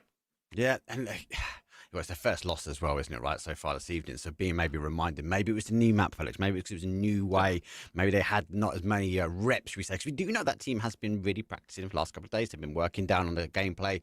There's a lot more of, obviously, results that have been coming in. We'll give you a quick update, though, on the scoreboard. I just want to talk about characters before that, though. As I said, we've not seen Kayak. He's not been really produced, and actually, shotguns were so big so far, even in all 3 games, they've been a sort of highlight. Do you think we're going to see the second new character be used this maybe second half of this Invitational? Yeah, it's really weird. I mean, you bring up a great point. Fence is the only thing that we've seen from these new characters, and even Fence hasn't really been played regularly so far, right? It's mostly the character that we've seen in the last Stream Invitational as well, a couple of weeks ago. So I'm surprised to see that happen, and I think it's mostly the fact that some of these teams, as we've said as well, they have prepared, they have kind of, you know, adjusted the most with the characters they've played up until this point, and that's obviously not the newest ones, right? So they've kind of got this combination of utility plays, for example, down, and bringing someone new in might not be the best case scenario now that it's actually down to, you know, you trying to get prize money. So I think it might just be a preparation case, and we've seen this as well in this game, right? Blue zone grenades and nades, even on a map like this where you've said it yourself, right? Longer corridors, sure, in theory, make it tougher to hit some of these nades. Really not the case. They've been preparing themselves for this exact map as well for this day, and it's absolutely showed in the last game as well. So many utility plays, so much utility eliminations as well that I don't think we've seen in the last couple of games as much. So got to give it up for the 2 Turkish teams, and I could very well imagine that we might see them tomorrow clash it off again further into this tournament. Do you think it's a final? Do you think that's a final one? Very quick question, yes or no on that one. Do you think they could be the final matchup? Too tough to tell. I'm not. No. Oh, nearly cornered you there. Nearly cornered you. Oh, yeah, you almost got me, but no. Let's talk about that, you two, because you called it out. And we waffle away, guys, during the break. We get to talk. We get to talk to the players. Go, oh my god, that's amazing! Like you guys. Obviously the BZ nade to one corner, and then the nade to the others. They try and breach their way through. That's a really good play. Leaderboard starting to make a little bit of a change. Sheila's team though has made it back up to the top, but now we've got 3 teams here, Alex. 2 wins under the belt, but 1 loss. Yeah, but I think what this shows also is that everyone's competitive, and that's most surprising to me, right? Everyone's won a game. Everyone's won a map off of someone, especially in such a quick series. That's not always a given, I want to say. It could very well work heavily against you if you're not careful in the first couple of rounds. Maybe if you lose a couple of rounds on defender side, especially where we said, most of these teams do have a little bit of an easier job finding a footing in a game, but so far it's not really been a swipe for everyone, neither inside the rounds nor on the total leaderboard. So that's what I'm most surprised to see. We say a swipe. Some of the scoreboards, we get to obviously see some pictures, guys, from the scoreboards coming through. Retention got 9 kills to 2 deaths. Alex, that is an insane amount. Accuracy definitely up there, 22.9%. That is huge as well. As you'll dig out this scoreboard, I've got them flying in, mate. It's like stats and facts coming at me thick and fast, mate. Damage though, 517 damage, nearly as good as Michael was putting on. But that there's a big standout for me. Yeah, I do worry when I see results like that. Does a team just rely on 1, maybe 2 people? I'm a bit worried when it comes down to that. I'd like to see more teams spread across the kills and put their roar in, should we say, when it comes down to getting a victory. But God, 9 kills, that's impressive. I mean, it's surprising to me that we have this that we even have score lines like this on individual players, because as we've said, right, there's so much competition in between these teams, so many players with so much esports experience that you'd think, right, on direct aim fights and direct competition, no one's really got the drop on another, at least not mechanically, not in a top-down view shooter like this. So it's surprising to me that we still have scorelines like this being put up. Retention out-fragging Puka Molodoi 9-1 in his own team. I mean, that's something that I personally didn't expect. And it wasn't based off of the rounds being too easy for them. No, they actually made it really close. As we said, 2-3 was the score in the end. They just barely got away with a win. So surprising to me, to say the least. To answer your question, no, I don't think so. I think we're going to see a little bit of a leveling the more and the further we go into this tournament, because stuff like we've seen from Michael or Asnia, it's not happening every round. No, it's not. And what's everyone playing for? Prize pool. That's the key. Massive split, though. And 675-0 will be going across to both the EMEA and then obviously also the same as we reset a little bit later for the NA. $2,000 up for grabs for first. 1,500, 750 down to third. We're going to be all the way, so everyone is going to be getting money in their back pocket. But do you know what you need to get in your back pocket? Well, that is to get onto Steam. Go download the demo now. Get yourself on PUBG BLINDSPOT's demo. But while you're there, Alex, while you're there, make sure you get over to the main game and hit that wish list, because it is key. So that's where you're going to get all the information. We're going to take a quick break, though. When we come back, though, it'll be round number 4 or 5. We might even be able to squeeze a little cheeky 6. Let me just twist the arms of the production team if we get another one back in their ball. But take a quick break. When we come back, all of you would have then hit that wish list, and we'll see you guys in round number 5.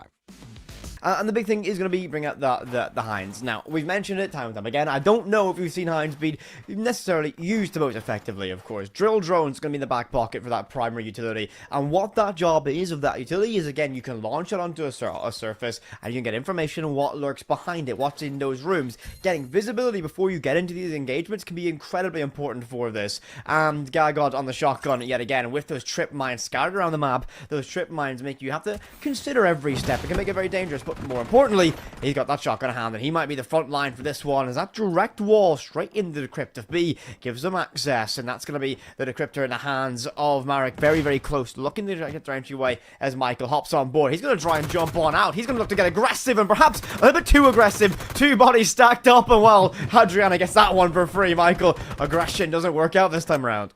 Not the first time tonight we've seen Michael do that, but Fuzzface and Gaxi will try to catch out Liquids, and Gaxi will find the kill with the AK. Now it's back to it's a 5 versus 3 now, as Team Laura take advantage. BZ Nade will find Gagot as well, as Fuzzface will clean that one up, leaving it down to Atomical and Cappy. Stacked together, playing inside of each other's pocket at the back, but Marsalek with the smoke might go to get the decryptor down. Laura coming under heavy fire will get caught out, but the decryptor goes down. And now the defenders become the attackers. Fuzzface is playing close and personal now at the ready, and I think this is unwinnable, and it is. Adriana with a double, 3 on the round, and the attackers take it. Opening round going for the offensive favor, a massive boon here. And the biggest thing, Gibson, I'm going to lean into this one, is going to be a little bit, you know, did Michael need to jump outside like that one? Listen, yes. I appreciate... okay, listen, you're going to back your guy, you know? You're the PUBG guy for this one, so I can be the heel in this circumstance. Don't jump out that early, you don't know what you're facing. But, interesting stat line coming in from this is that is the very first time that we've seen the offense win the opening round of today's matchup. So, can they keep that running? Can we see an offense go 2 up here, get themselves on a map point, and sit in that very cozy position with map point on the defense with a blanket around to get the job done? Well, but here's the thing. Fuzzface on Hines, if he can get that camera there and spot the fact that there's one player playing inside of B, even if it is the shotgun, you play the trade. You swing 2 players around, you clear that site, you use the smoke, you can get the case down.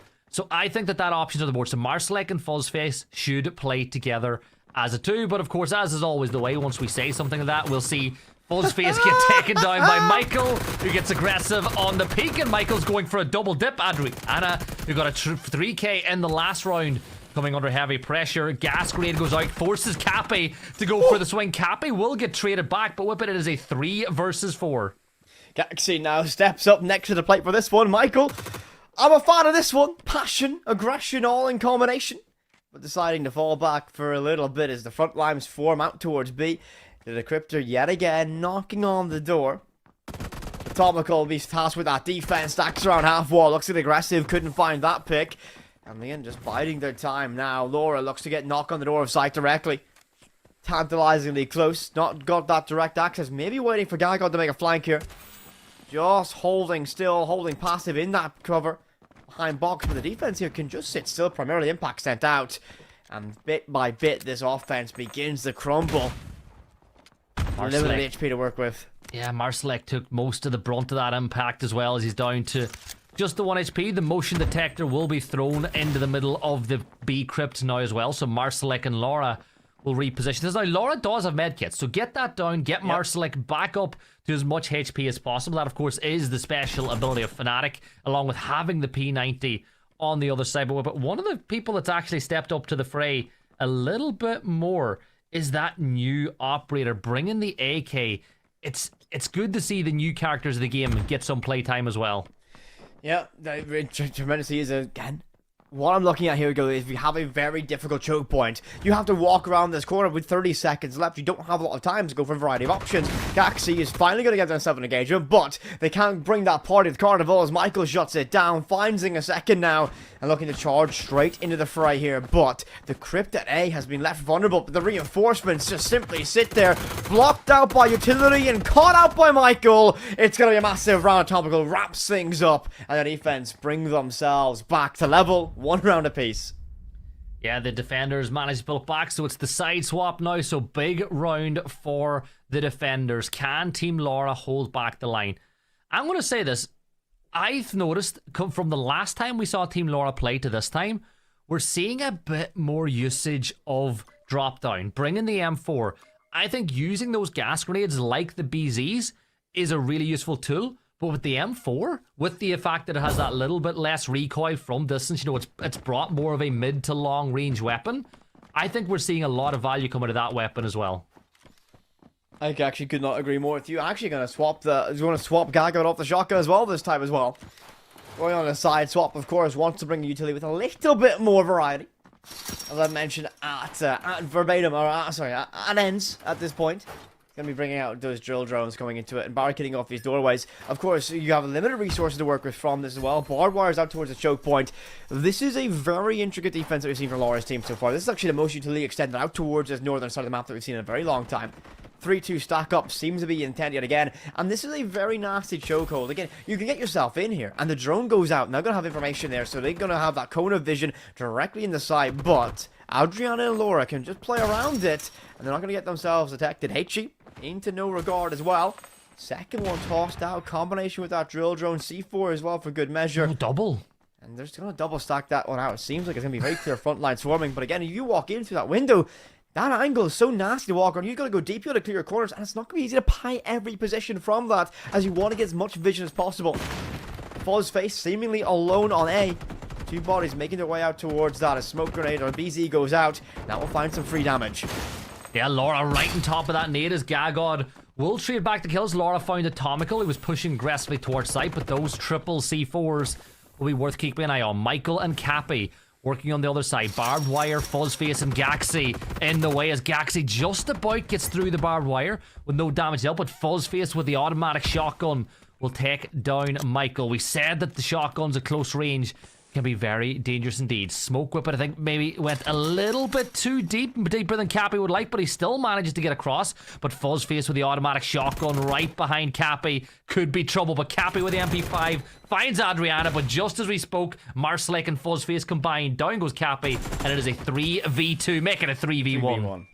Gagod alone. Expect big things. If potential clutches there, has to find that opening pick again. 35 seconds. Find some early damage, just a chip, but that's just going to reveal his position, and it's going to be like a swarm of sharks sensing blood in the water. He's going to go a complete back flank, shut down by Gaxi, and it is going to be the defensive victory, moving themselves onto map point here for game number 4. Yeah, I'm liking the way this game is changing. You know, a good bounce back from the side. They're on defense now. Can they see it out with the final round? Remember, it is 1st to 3 if you're just joining us now. Both teams will get, should get 2 rounds each on each side, unless we get a clean sweep and stop. Because we're going to get 3-0, ends it. So we did see a 3-0 early on in game 3 as well. That's fitting.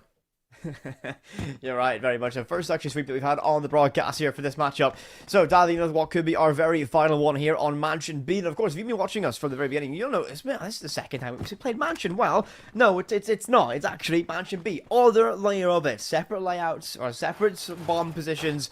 So, or separate crypt positions. And the idea here is, of course, you're going to extend across the map. You know, all that vision. C4, already pre-placed. Combination with that barricaded up doorway.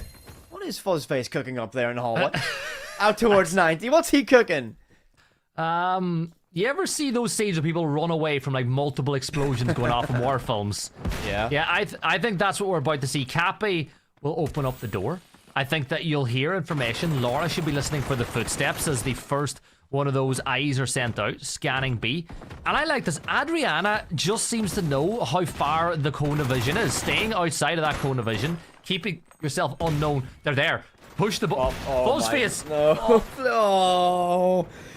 Detonation of the detonation just a fraction of a second too late. Gaxi has took some early damage from his opening engagement so far.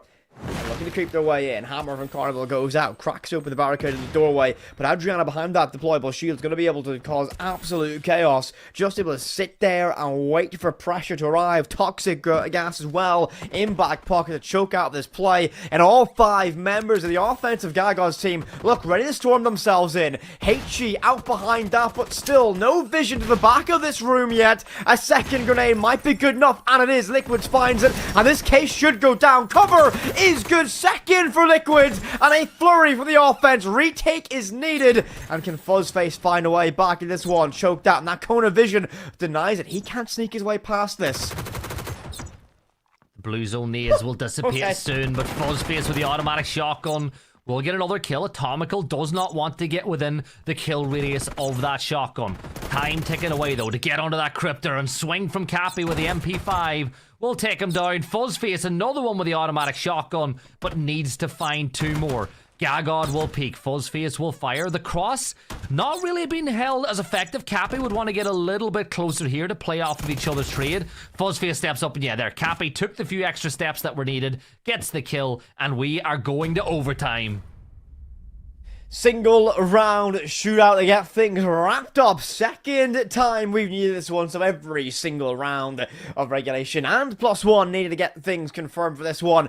Scoreline wise, Fuzzface has been leading the charge, but a lot of those might have come from consolation kills from the consolation picks from the previous matchup. Michael again has had an impact through and through, but everything very well distributed across these teams.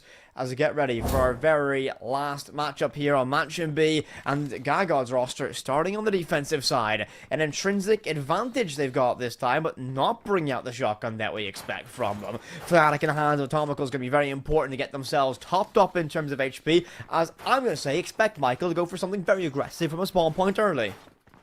Really? You think Michael's going to go for the spawn with the M4 again? I have a sneaking suspicion that Michael's intention is to very quickly get into a very aggressive position and find a pick. Well, actually, perhaps I might be proven a little bit wrong, Michael. I think being put on the leash a little bit now until sit back and can be more important later on in these rounds. Early damage done towards this barricade. They're going to get themselves an entryway. Knocking on the door of A early. That does seem to be the opening intention as we see the Carnival Hammer crack open that wall as Gaxi gets themselves an initial entryway. Yeah, and I think that we need to see the operators that Michael's using, like Drop Shot, play closer to site because of the toxic gas that you can throw out. Now, okay, just sprint on into site, but Liquids with the M249 holding the window, and the BZ nade will hold back the push. Nade thrown deep, but bounces just out of the way of Liquid. 4 attackers now moving over to this section of the map as another BZ is thrown. Fuzzface got to get out of there, down to 1 HP, but Laura will drop the medkit, so Fuzzface should be able to get back up to at least 75 HP for the rest of this game. Impact hits Adriana down to 10 HP, but look at this. Atomical and God. Oh, my, yeah. He caught that one. Adriana's just been obliterated by an impact grenade.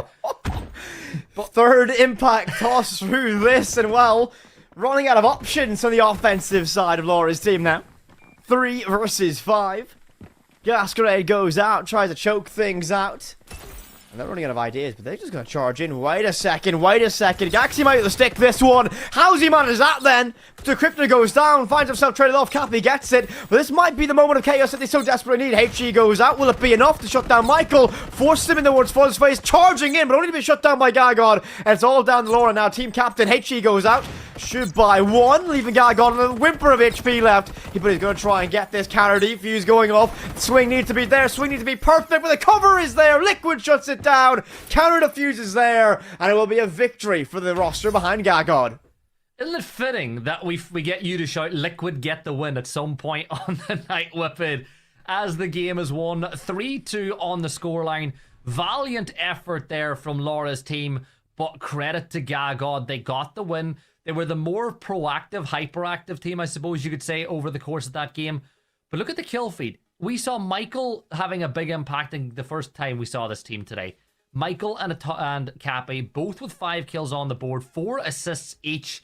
And, you know, you could say a lot. Yes, Atomical didn't get a lot of kills. Liquids got a couple, but they got their kills by themselves. No assists on the board for them. They were clinical whenever they did get the chance to pick them up. Cappy with 555 damage as well. 14% headshot ratio, 11% accuracy, you'll be able to find that impact again. But again, Gibson, the big thing we'll talk about is that case going down. That the Crypto in that final round. They're able to sneak in and plant in. And again, the moment you give vision up, the moment you're not looking in towards your objective, all of a sudden, you leave the door wide open. And that's what we saw. Gaxi's able to charge on in, get that the Crypto down. And well, Laura was left alone to make things work in that post plan. But those narrow margins, when you create chaos, are when you can seize opportunity. And we nearly saw that. That if you had one more player alive, you could have had that clutch up, and that could have been a very different result at the end of the day.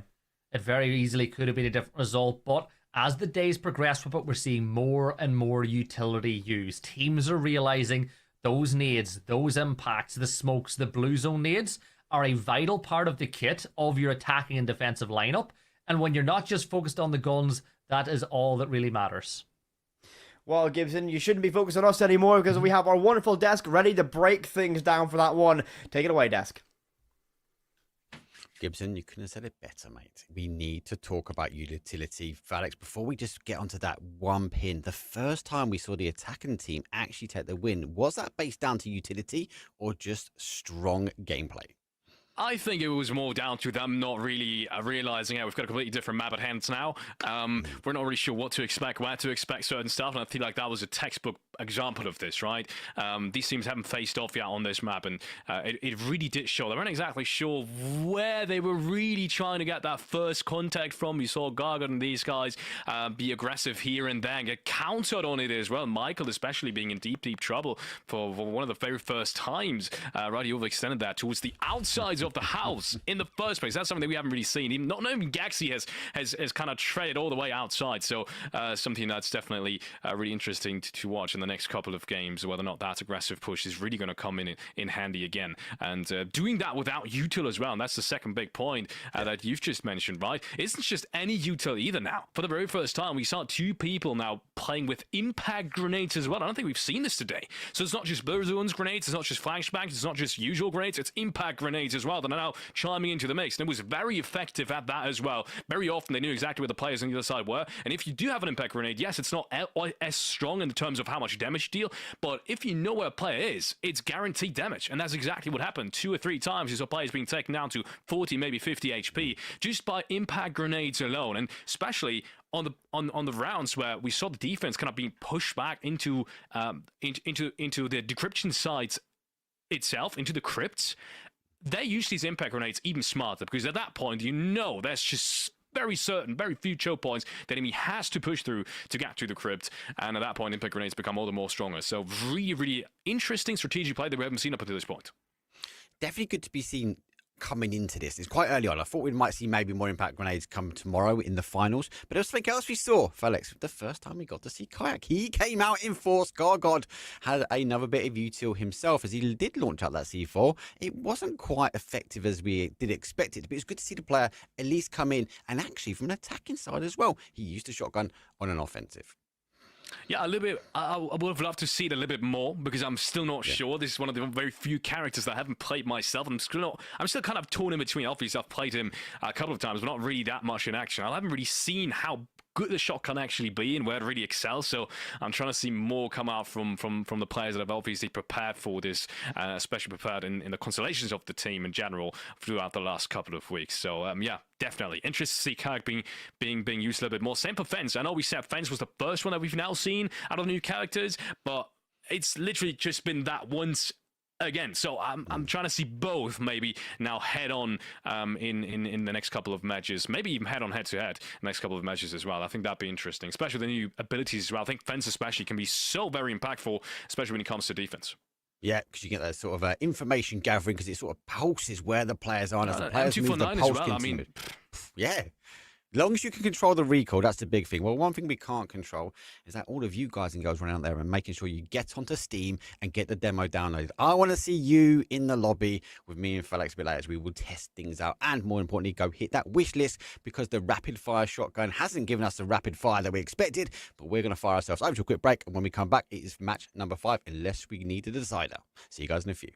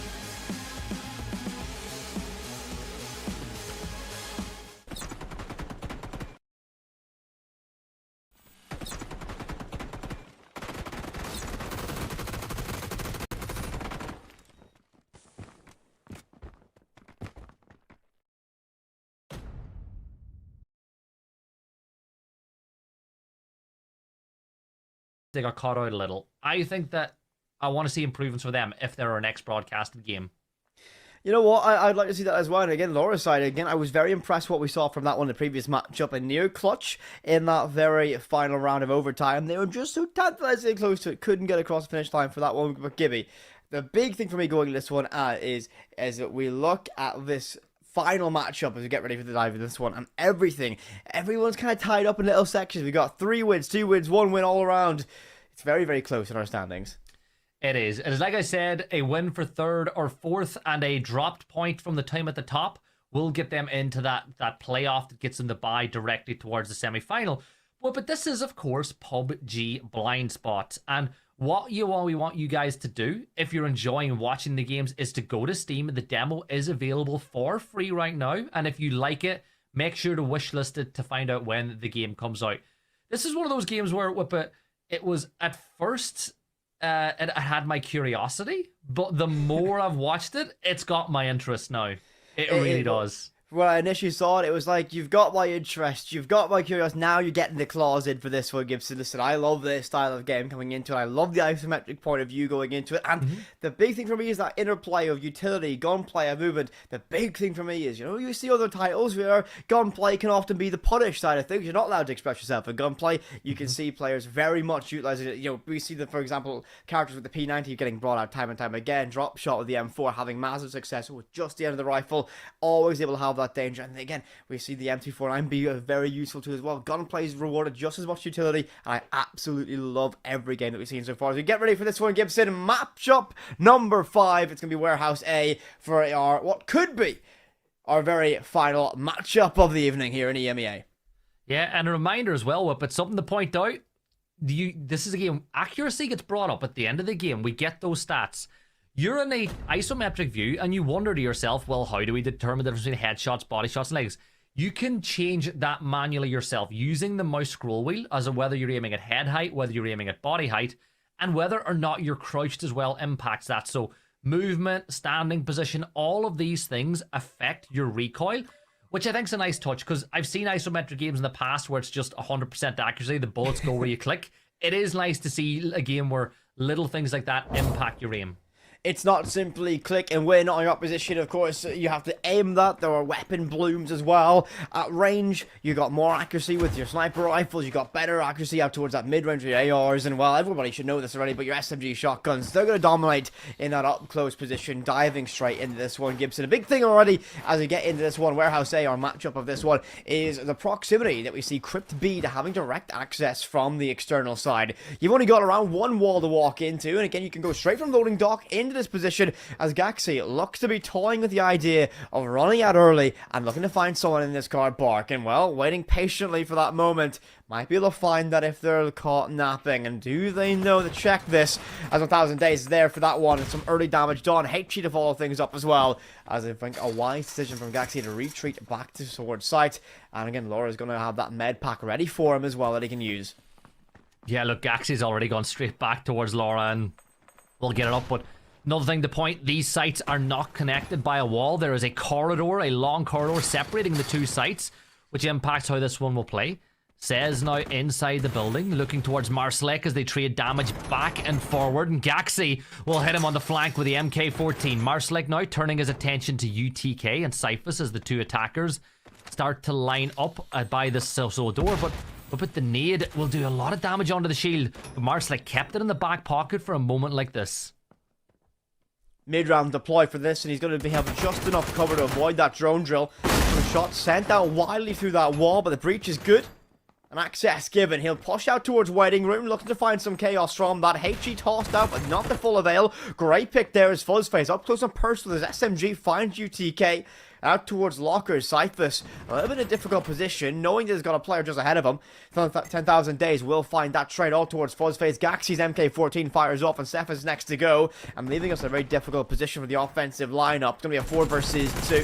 One pick needs to go their way. Double stack up there. Gaxi gets that credit. 3 streak for him. Looks to find more success. It looks to be all but over now. Stun grenade go. BZ goes out. Tries to hunt him down. Gaxi finding himself a 4K. Everything revolved around that MK14. The defense, as per usual, find themselves the opening matchup, opening round here.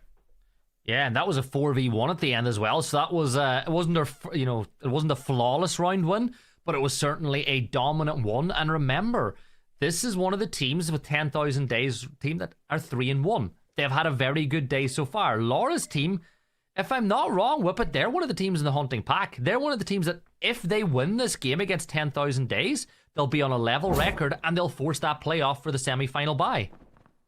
You are correct, actually, Gibson. They're getting very close to that position. They need this victory. Lots on the line for them. but they are on the offensive side. Now, it's not impossible to win on the offense, and I think when you might build this as a defense, as often we might build it as it's impenetrable. You can't beat them. You can quite easily, but it's going to revolve around a lot more coordination with the utility that you bring. The big thing for me is you need to have a lot of BZs and you have a lot of HEs to clear positions. Now, they've went for a full stack. They have full stack 10 grenades to work with in combination with their unique abilities to try and clear control. Now, what these HEs are going to be great at is when you have a rough idea where someone is, you can lob it in. You can use those grenades straight in towards corners when you don't have line of sight, and you can use that to assume control. Also forces a dilemma of if you want to move out of cover or tank that grenade. You can't tank that grenade, so you're going to be forced to move. So very key to have, and they have lots of options to make that one work. Combination with operators or characters such as Hines for extra information through those walls could be very devious, and that's going to be deployed out utility just to make sure that corner is clear. Well, but look at the information game. With the motion detectors from Cyphus plus the wall cams that are brought to the play by Hines, you've got a lot of intel that you can gather for this team. Another one thrown towards Laura. But think about this as you would, how you've got, you know, characters that are for entry, characters that are more support-based, characters that are flex ones. You have got Mankurt and I would argue Says as your two entry-focused players. They're the ones with the utility that does most of that work. But Says, of course, with those blue zone nades, can clear a lot of space very fast. Now, here's that first gunfight. Adriana with the M4 gets one. There's a double. Might find the triple, but Cyphus with the M249 will answer back. Access towards Crypt A has now been gathered, but Gaxi on the long angle with the MK will find Zez. 10,000 days goes in the flank, but Cyphus with the M249 gets the kill. It's a 2v3. Well, but Laura's holding the cross. Look on top of the angle, spots out 10,000 days. He's got to get the decryptor back in the hand, and the BZ will force him back, and that BZ should be curtains, and it is. The defense will take another round win, 2 as they get a flawless half. Find themselves on a map point here, but the side swap is the all-important metric for this one going into it. Can they get the one singular round that they need to get the job done this time around? Looking at the lineups, Gibson, anything initially that catches your eyes, because I can tell you, Cyphus bringing out Collision once again. That shotgun's in play. We've seen time and time again what people can do, but this map's a little bit more expansive. I don't know if that shotgun's going to have full effect here. Yeah, I think that if you play in the right positions, it's going to have effect. It's like any game of this sort. You want to play in positions where you're close range. The traps that you bring, the trip mines from Cyphus as well, are a great way of cutting off angles into the site for the attackers, which will need to be cleared. And you look at the attacking lineup, they have the nades to do it. Whip it. Think about this game, as we said, speaking about having entry, having support players. You look at that attacking lineup, you've got Gaxi, you've got, you know, your drop shot, and you've got Marsalek, of course, playing on. You know, I'm going to make sure that I get the right name up, but I'm not going to playing on Apex. There we go. They're very entry centric. I even argue that Fuzzface is a bit of a flex player. Laura is the hard support and has been all night, but look at how quickly they're pushing. This is a bit of a rush whip it. I like this. Again, they're moving through the map with a level of proficiency, using, again, that hammer on the side of Carnival just to get themselves straight access into sight or into these very key rooms, and knocking on the door already. Opening pick is going to arrive as Gaxi finds it. Fuzzface will get traded off, but on 10,000 days, not in the great position, but that BZ grenade's perfect. Sends one in retort to try and get control, and they double stack them out, finding themselves in somewhat of a stalemate. But Laura creeps around, has access down towards long, but not for long. Shut down with that P90, a single burst of 5-7 sends it down, and it's all down to 2 now to try and make this one work. They should get the decryptor down, and they've done so. So this is going to force a reaction. This is going to be a moment of chaos, but it's going to be a trade 1-for-1, leaving us now on 3 versus 1. It's going to be a scrappy fight by the windows. They should get it done. Down the bare knuckle brawling. Adriana gets it, but it's going to be limited HP, and they should be able to get this one. UTK pulls up the decryptor, and it will be a counter defuse. Defense find themselves at opening, one step closer to overtime, but Kibby, very, very narrow margins indeed. That was close. They got the decryptor down. They found the opening. They used the smoke to cut off the defensive head holes, and they got it down. And almost a big play from Adriana to get that one over the line. And I've been impressed by Adriana today. I'm not going to lie. Some really impressive plays on the board. Gaxi as well. Look, people will look at this and say, Laura, 0-1, they'd like to see more kills. That's not Laura's job. Laura is playing a very support-centric role, playing with the medkits. 5 is just her job is to get kills at the very end of the round if everything else goes wrong. She's there to support her teammates, and I'd argue that she's doing it very well. Gibson, the way I like to break things down is there's multiple ways to measure the impact of a player in a round, in a matchup like this one. You've got your kills, you got your objective play, you got your survivability, you got your trade. Those are all the metrics that you can play around this. A great measure of impact to see if you can have it. And while Laura's not been able to find a lot of kills in this sort of standing point, has been able to be very effective time and time again at having key utility. Think about it on the defense. Every time someone extends out wide and gets themselves an early fight, there's always a med pack there, always able to get that recovered. So while the kill count might not be there, influence arrives in many different ways in a matchup like this. Yeah, the camera is getting a lot of information on the Zez in 10,000 days as Marsalek will look to capture the MP5 wielder around the corner, and Apex takes a bit of damage from the blue zone nade and will get caught out. Marsalek effectively clearing that corner. Now it's a 5v4. The rest of the attackers went directly towards site. Well, but that's, you know, we spoke at this another game. That was a really effective roam clear from this side, and now they can focus directly on B, and Cyphus has got a tough job ahead. Crouched behind the wall, the nade will do a ton of damage, but if you clear Cyphus with a shotgun, which you've just done, you smoke off those head holes, which they're attempting to do. They can go for the execute. Marsalek steps in, he goes deep right onto the corner of the crypt, and this is going to go down. Crypt goes down, and this is going to trigger a massive response from everybody, but it's going to be Mankurt flooding on in, finding huge success with that P90, and now you might have the best laid plans, but can you survive first contact? They're looking for this one, as you mentioned. Pros don't fake, the cover is good. Gibson, it looks like overtime is calling. Every single round needed. It's down to this single round shootout here for matchup number 5. And what are the stakes, you might ask? A win for 10,000 days. They get the bye through to the semi-finals. Whereas if they lose, we're going to have to re-up this game straight away to find out who will get it, as these sides will be level on the standings. But with it, I'm going to say it. 10,000 days, their team did a great job of pulling it back, because you look at Laura's team. They really effectively roam cleared. They found the access to B. They got the decryptor down, but post plant, it wasn't as clean as you'd like it to be. You got to give a lot of credit to the way 10,000 days and his side played that post plant. They didn't rush. They realized once they got the kill onto Marsalek, and with the angles they had, you could stick that decrypt defuse. And again, if you're joining us for the first time here, maybe I might decrypt some of our lingo for this one. When we say off on the roam, you might be able to do this, but you're off on a little bit of a wander away from the site, looking to have an incredible influence from your team as far away from the site as possible. Marsalek might be on that job this time around, out towards the extended premises of this, out by the extremities. No vision on them just yet. Tracers just now are missing, and that's going to be UTK finding the opening bit of damage. And that will just perhaps force them to fall back and try to lie this a little bit longer. Job of this extended presence is to just deny time. Every second you pull away, every second you take away is one less to make those critical decisions in those dying embers of a round. But the defense, bar for the side of Gaxi, are realistically compressed out towards the crypts themselves, meaning that this entire presence on the northern side of the map from the offense, they can walk up and they can knock on the door of A or even B without much resistance at all.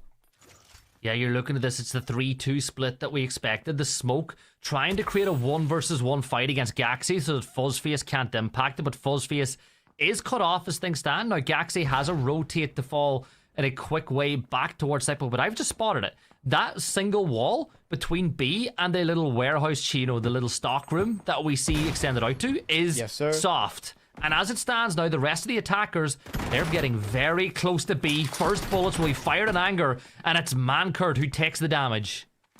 You can feel the tension of this one now. Overtime's calling from this, and that's going to be the drone camera deployed.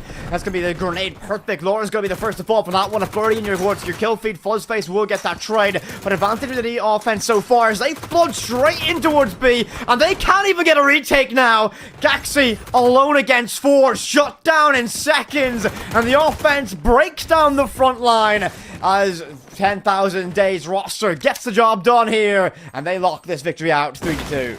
Reverse sweep with it. They were 2-0 down. They pulled it back, and it was close because on both of their defensive rounds, the decryptor was planted as well. So that is a brilliant comeback victory for them. That ensures them a bye through to the semi-final, and I think based on the other results as well, that will be the case.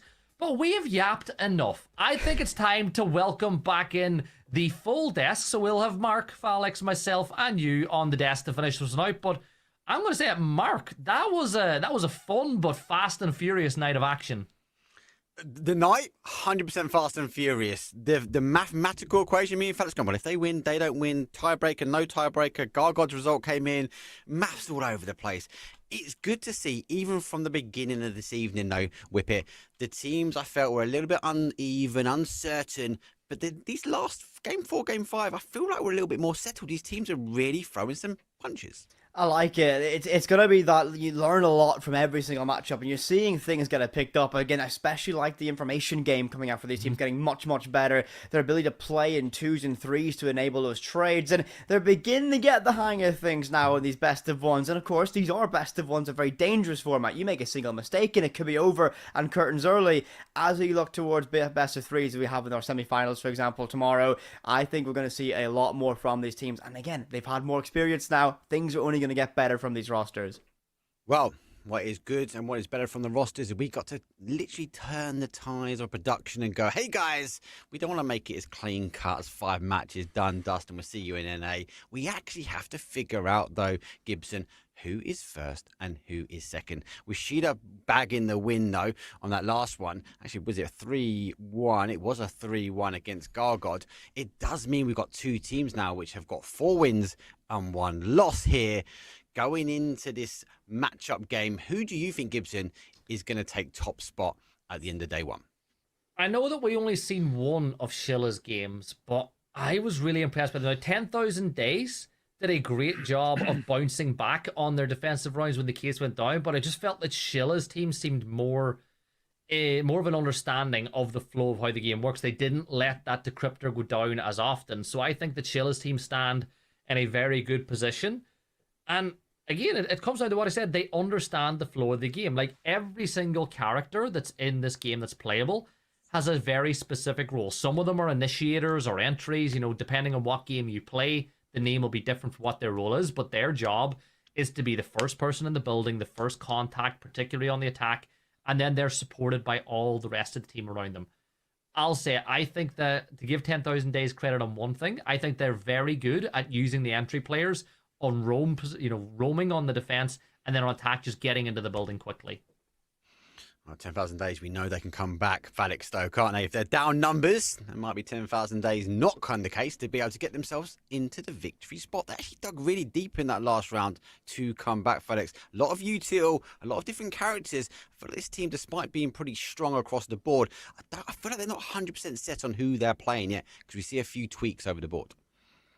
Yeah, that's exactly right. I also think it's really interesting to see both of these Turkish teams now at the very top of the leaderboard. That's something that we originally were really hyped for, right? Seeing both these teams fight off, and we might get to see them once more now in the final tiebreak for the first place. So, interestingly enough, we said going into this, right, the Turkish teams are not only favoured because obviously they speak the same language as do many other teams, but they're favoured because they're just mechanically gifted players. All of these have esports experience. I'm not surprised to see them at the very top, but seeing them at the very top in first and second place, right, and go for a tiebreak, that's something that's very surprising to me. And coming back to who do you, I think, has got the advantage, I think we saw Schiller, as talked about here on the desk as well, be the team that maybe relies a little bit more on mechanical skill as opposed to 10,000 Days in his team. I thought they were a little bit more strategic, sometimes a little bit less aggressive as well. So I think it's going to come down to which map gets played. And this is interesting that I'm talking about map picks now, or maps being played in a Stream Invitational for a game that isn't even released, right? It's not supposed to be that in depth yet, but apparently it is.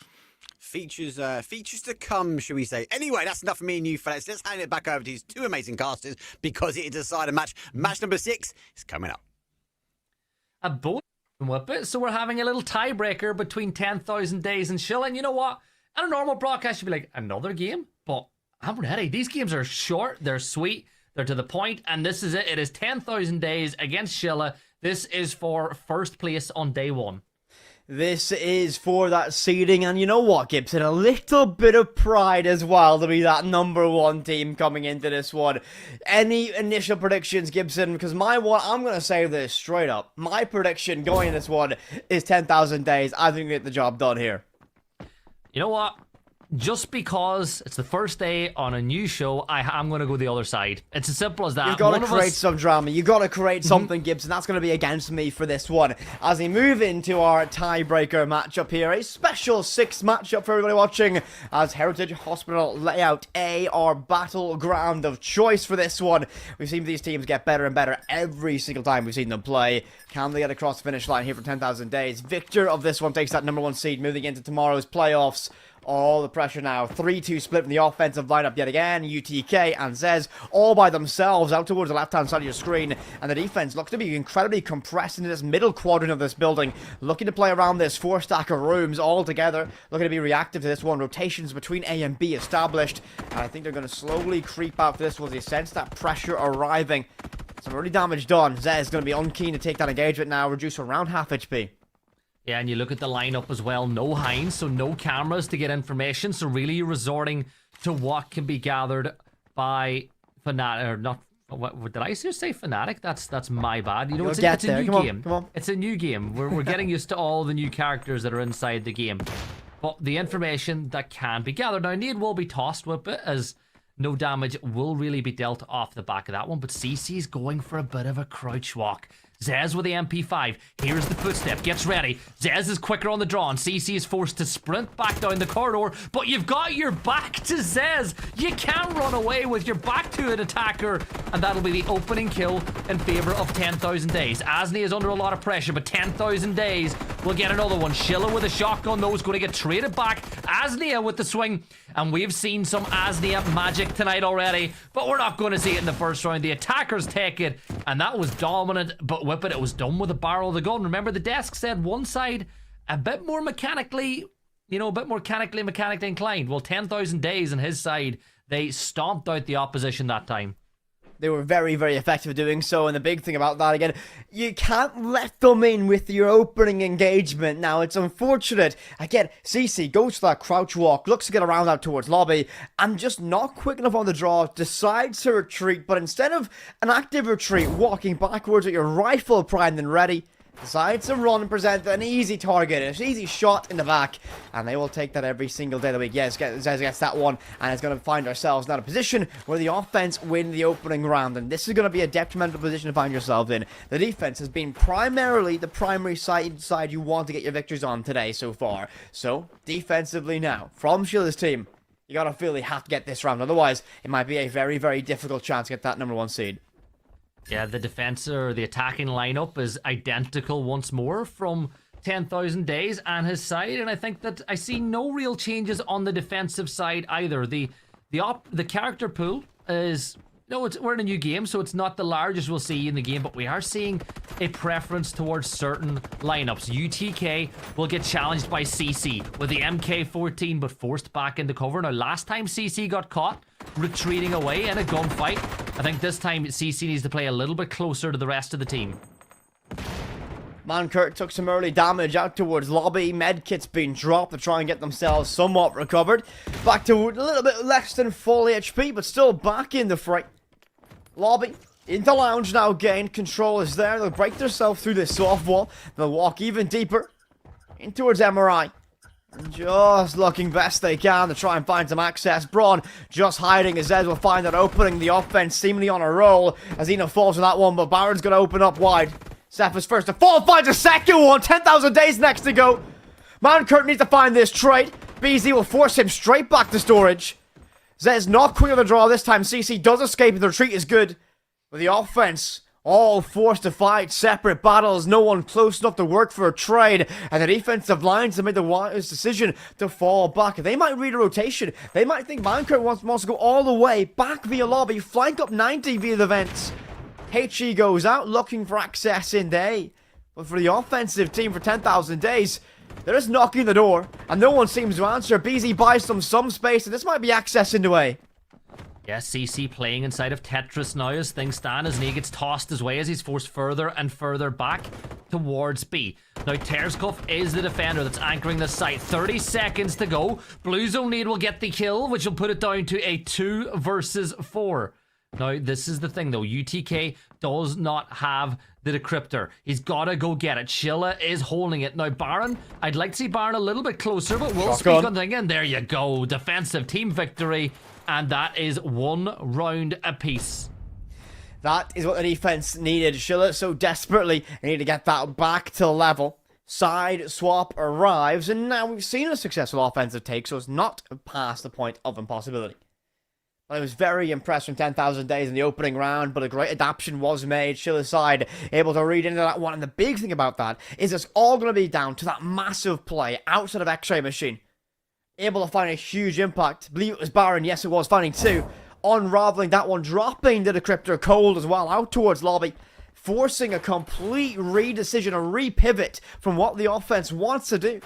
And they were on the wrong side of the map to make that one work. So we'll move on towards that defense yet again. And we'll see Collision brought out, bringing those tripwire grenades, scattering them across the map to make that every step a little bit more dangerous for the attacking side as they make their way in towards the building. Yeah, and then you see Zez extending on out to treatment room as they look to just make the map as big as possible. Remember, as a defender, the map is usually said earlier, your canvas. Yes, you want to keep hold of the 2 crypts, but you want to make the map a difficult thing for the attackers to deal with. Now, you look at the lineup, it's that 3-2 split that we're used to seeing. Maybe it's a little bit more of a 2-2-1 whip, but as Baron peaks a little further away. But Terzkov might run into UTK very quickly, and if you isolate this player, you could find yourself your first kill of the round.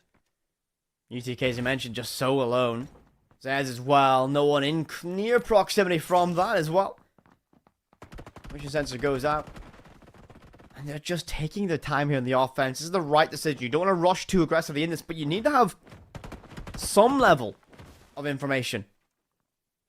I'm unsure where that's going to arrive from just yet, relying simply on their eyes, simply on trying to get that map control. CC might be able to walk around, but UTK concealed by that hard cover. This could be a game of waiting and patience at this stage. Baron creeps around. Zez tantalizingly close to him as well. A single room disconnects those 2 players. And Shilla holds that. Just waiting patiently for someone to cross through the opening made in towards the Crypt of 8. Mankurt got a great angle holding via 2 doorways.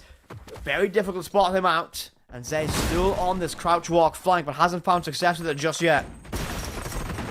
Carnival opens up the wall, though. UTK swings around with the M249, and Terzkov will catch Asnia with the friendly fire. It's all gone wrong for the attackers. One big swing from UTK, and everything's gone wrong. 10,000 days dips into cover, but there's just 2 attackers left. The blue zone need Shilla. You gotta get out of there, buddy. That thing does a ton of damage. CC takes on the M249, and another player falls foul of the LMG.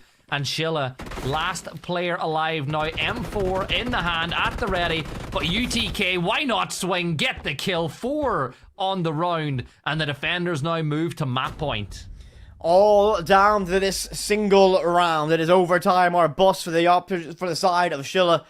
And they've got to get things done on the less favourable based off percentage side. And the big thing, Gibson, I really like from this initially from me, is look at the amount of deployable shields getting brought out from the defense. They want to make this a labyrinth. They want to have all the cover available. They want to make this an absolute nightmare to get any map control at all. Yeah, and then Zez with the barbed wire as well, slowing down the attackers even more. It's as simple as this for Team Shilla. You gotta win this round just to force overtime. And how are you going to do it? Well, but I think Carnival will be one to watch with getting those direct access walls open. But being real, I'm surprised that we're not seeing fence from the attacking side, considering how good that M249 is. Yes, Shilla on drop shot is really effective with the M4. But I've not seen Shilla or any of the, use at any point the utility that Shilla brings other than nades. Those gases are so good at not just flank watch, but forcing defenders out of positions. Creates that problem that you just don't like to solve if your cover's exposed with that toxic fumes, and Zez just taking his time. He likely got spotted there, has done. Able to just break back into cover, sprints down long, and retreats all the way back. And we'll hold up. Barbed wire to shore up this line as well. Concedes the initial control, and I think that's the right decision. Too many bodies stacked up, 4 all by themselves. Schiller pushing in alone. I think likely cautious this one, sends some shots down range. Just through some walls, but nothing connects so far. And tantalizingly close to one. Cyphers with that shotgun finds some damage traded off, but it's going to be an equal exchange between both these players. And that HE forces a very quick retreat. Yeah, but look at that long angle that Cyphers has to worry about now. Now, he's lucky that none of the attackers come the other way, because you're just not winning that one from that sort of a range. Now, the wall's been opened up in towards the B crypt. Asnia will be the first to fall at the hands of the P90. Cyphers gets active, but the nade from CC's perfect. Baron Peaks BZ will find 10,000 days as well. We said the attackers needed this round. Well, they've given themselves a chance. Fence with the M249, though, still alive, will be a problem for this side. Mankurt on the swing, though. Baron Peak with the MP5 with another. UTK not getting the shots through the window, but the BZ will find the kill, and it's on Baron Peak. No! CC might fall as well as he pushes directly into B. But they're not going to get it down. This is all down to a 1 versus 2. M249 weapon. Schiller is going to go for the first aid, not going to attempt to get the decryptor down just yet, forcing a 1 versus 1 between UTK and Tercuff for now.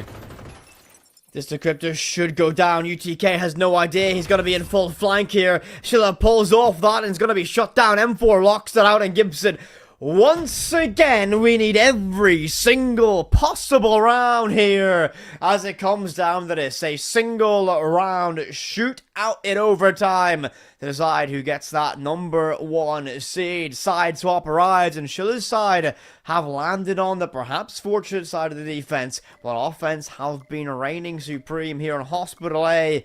Can we see that trend continue? UTK, an impressive individual performance so far as well. 524 damage, and the kills to mark up that line as well. All down to this. You got 20 seconds, get yourself ready on towards site. Gibson, one final round. Make the call. Who's getting number 1 seed?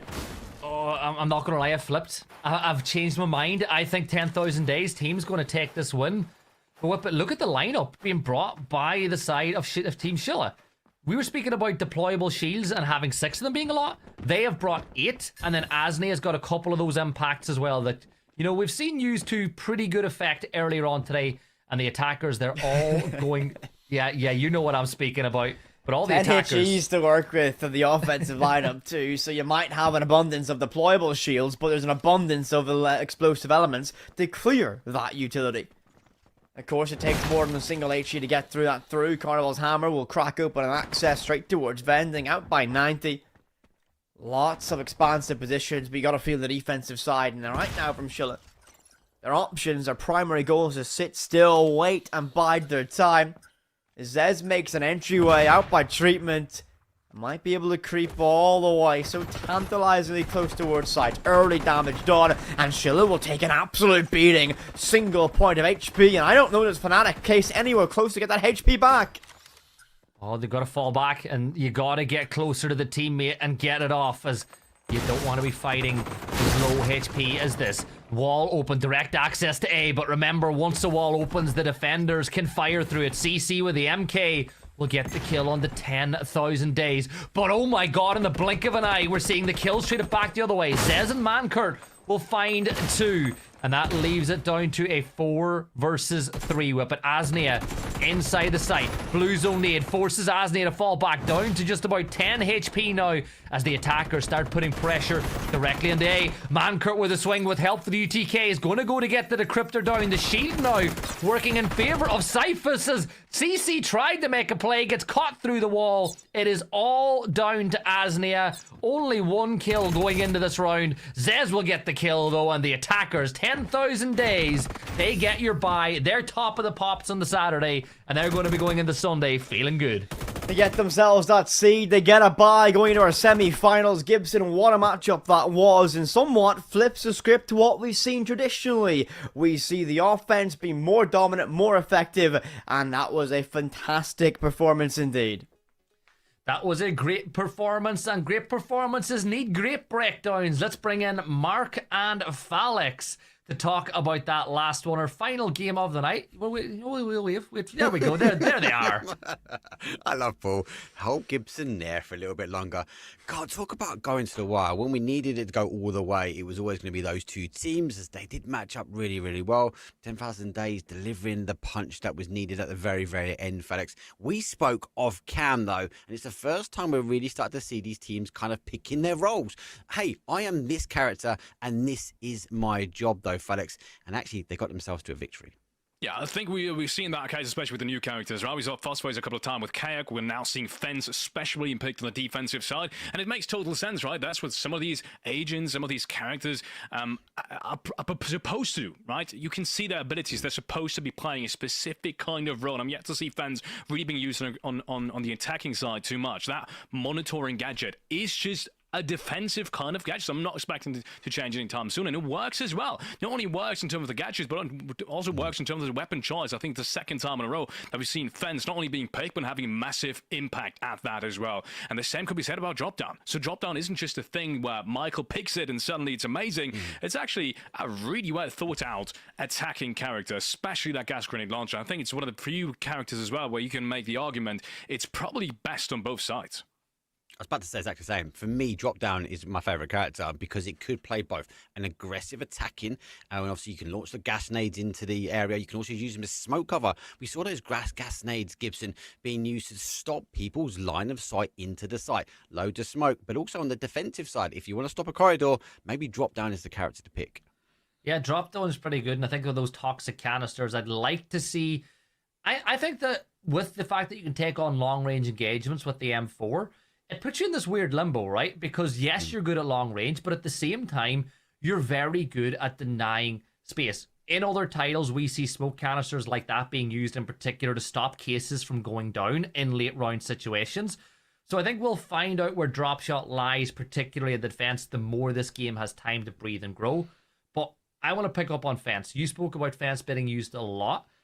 What I like about Fence, Felix, is Fence can play solo. Because of the fact that you have the M249, which means you don't need to reload for a long time, but your ability gives you the opportunity to work out where players are pushing from as well, you know, with footsteps.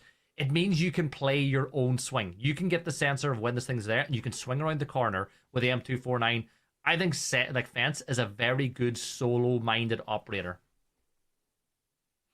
Yeah, well, I think we're seeing that.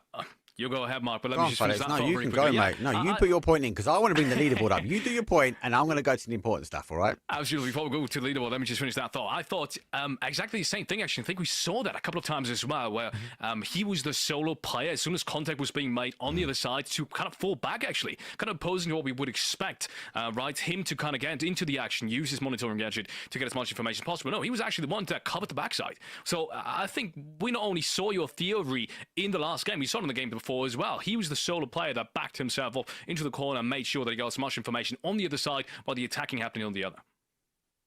Well, it is an important point, and I want to come back to that point, but first we do need to go to the leaderboard, because before the leaderboard we need to decide who's won, who didn't. 10,000 Days obviously bagging the extra map. That's 5 wins, 1 loss underneath the belt. She'll be taking second place, so those two will be getting a straight up bye through to the semi-finals. But God, Laura and Poker will obviously playing up against, and here is the matchup. God, Productions on it.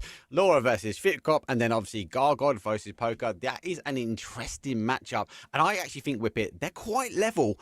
I wouldn't want to hedge my bets just yet of who I think is going to go through, but I'm going to ask you. Let's have a first guess. Laura versus Fish. Who do you think is going to be going through on this one? I think Laura's going to be able to get that one done. I think from this team, I just feel that they've been getting better and better. Not able just to close out matchups, but I think in that quarterfinal, they're my pick. And let's go with the other side, though. Let's stay with you, Whip It again. Come on, Gargod or Poker. Who is going to be taking on 10,000 Days? I'm going to have to go with Gargod for this one. I think that's the easy pick going into this matchup. I think a fan favourite in our production room anyway. They're going to be my pick for that second quarterfinal. I'm going to back Gargoyle. I'm going to back. Come on, lads. You got this. You've got this. And obviously, they will be best of 3 rounds, guys, though, which means they won't just get one and done like we've seen today. And I think that is a big impact, though, when we come back tomorrow, because the best of 3s, you might be able to go, you might go down a round. And actually, if you can figure out the game plan of the other team, you can do. And then we even up the ante, though, as we are going to go for a best of 5 for that grand final. So best of 3, though, for the semi-finals, best of 3 for the quarterfinals, but a best of 5. Before we close things off, though, Whippet, I do want to talk about attacking line because I want to come off back of what Felix was saying. There are a couple of characters for me which definitely favour in one camp. There's a few which go in both. Heinz. If you get him with the BZ nades, which you were talking about, that is a force to be reckoned with. It is an incredible combination, and it's the great way is it's risk mitigation. You don't have to walk a player in. You don't have to leave yourself exposed to clear that doorway. That opening in front of the doorway, it's called the funnel of death for a reason. You don't want to be anywhere near that, so you can launch that drone in, have information, and a BZ grenade to clear that from safety. It is a match made in heaven, and I guarantee when teams figure that one out, that extended clears, they're going to be able to move through the map with a level of safety we haven't seen yet today. Well, a level of safety is going to be underway, and Gargoyle just messaged me telling him that he's going to be taking down that team. So Gargoyle, all the win, lad. Let's go. Right, that is us for us at the moment on the EMEA. We will be back tomorrow, same time, same places, because we're on multiple channels here, where we are going to be going into the semis and the quarterfinals and the grand finals. As I mentioned before, is a best of 3 and a best of 5. Us 4 need to take a quick break, though, because we are going to rewind, but we're going to send ourselves over to the other side of the pond, where we'll be coming back with the NA Invitational, though, for Blind Spot. So if you want to stay up late, especially in our region, make sure you tune back on the channels, because the NA are going to throw it down. That's it from us. We'll see you guys a little bit later on today, but before we go, get yourself on Steam, download that demo, but more importantly, get yourself added to the wished off. PUBG Blind Spot is the one to be. Such a unique game, super fun, and as Gibson said, he was intrigued. Now he's got his claws dug in. We're going to dig our claws in, and we'll see you guys a bit later on.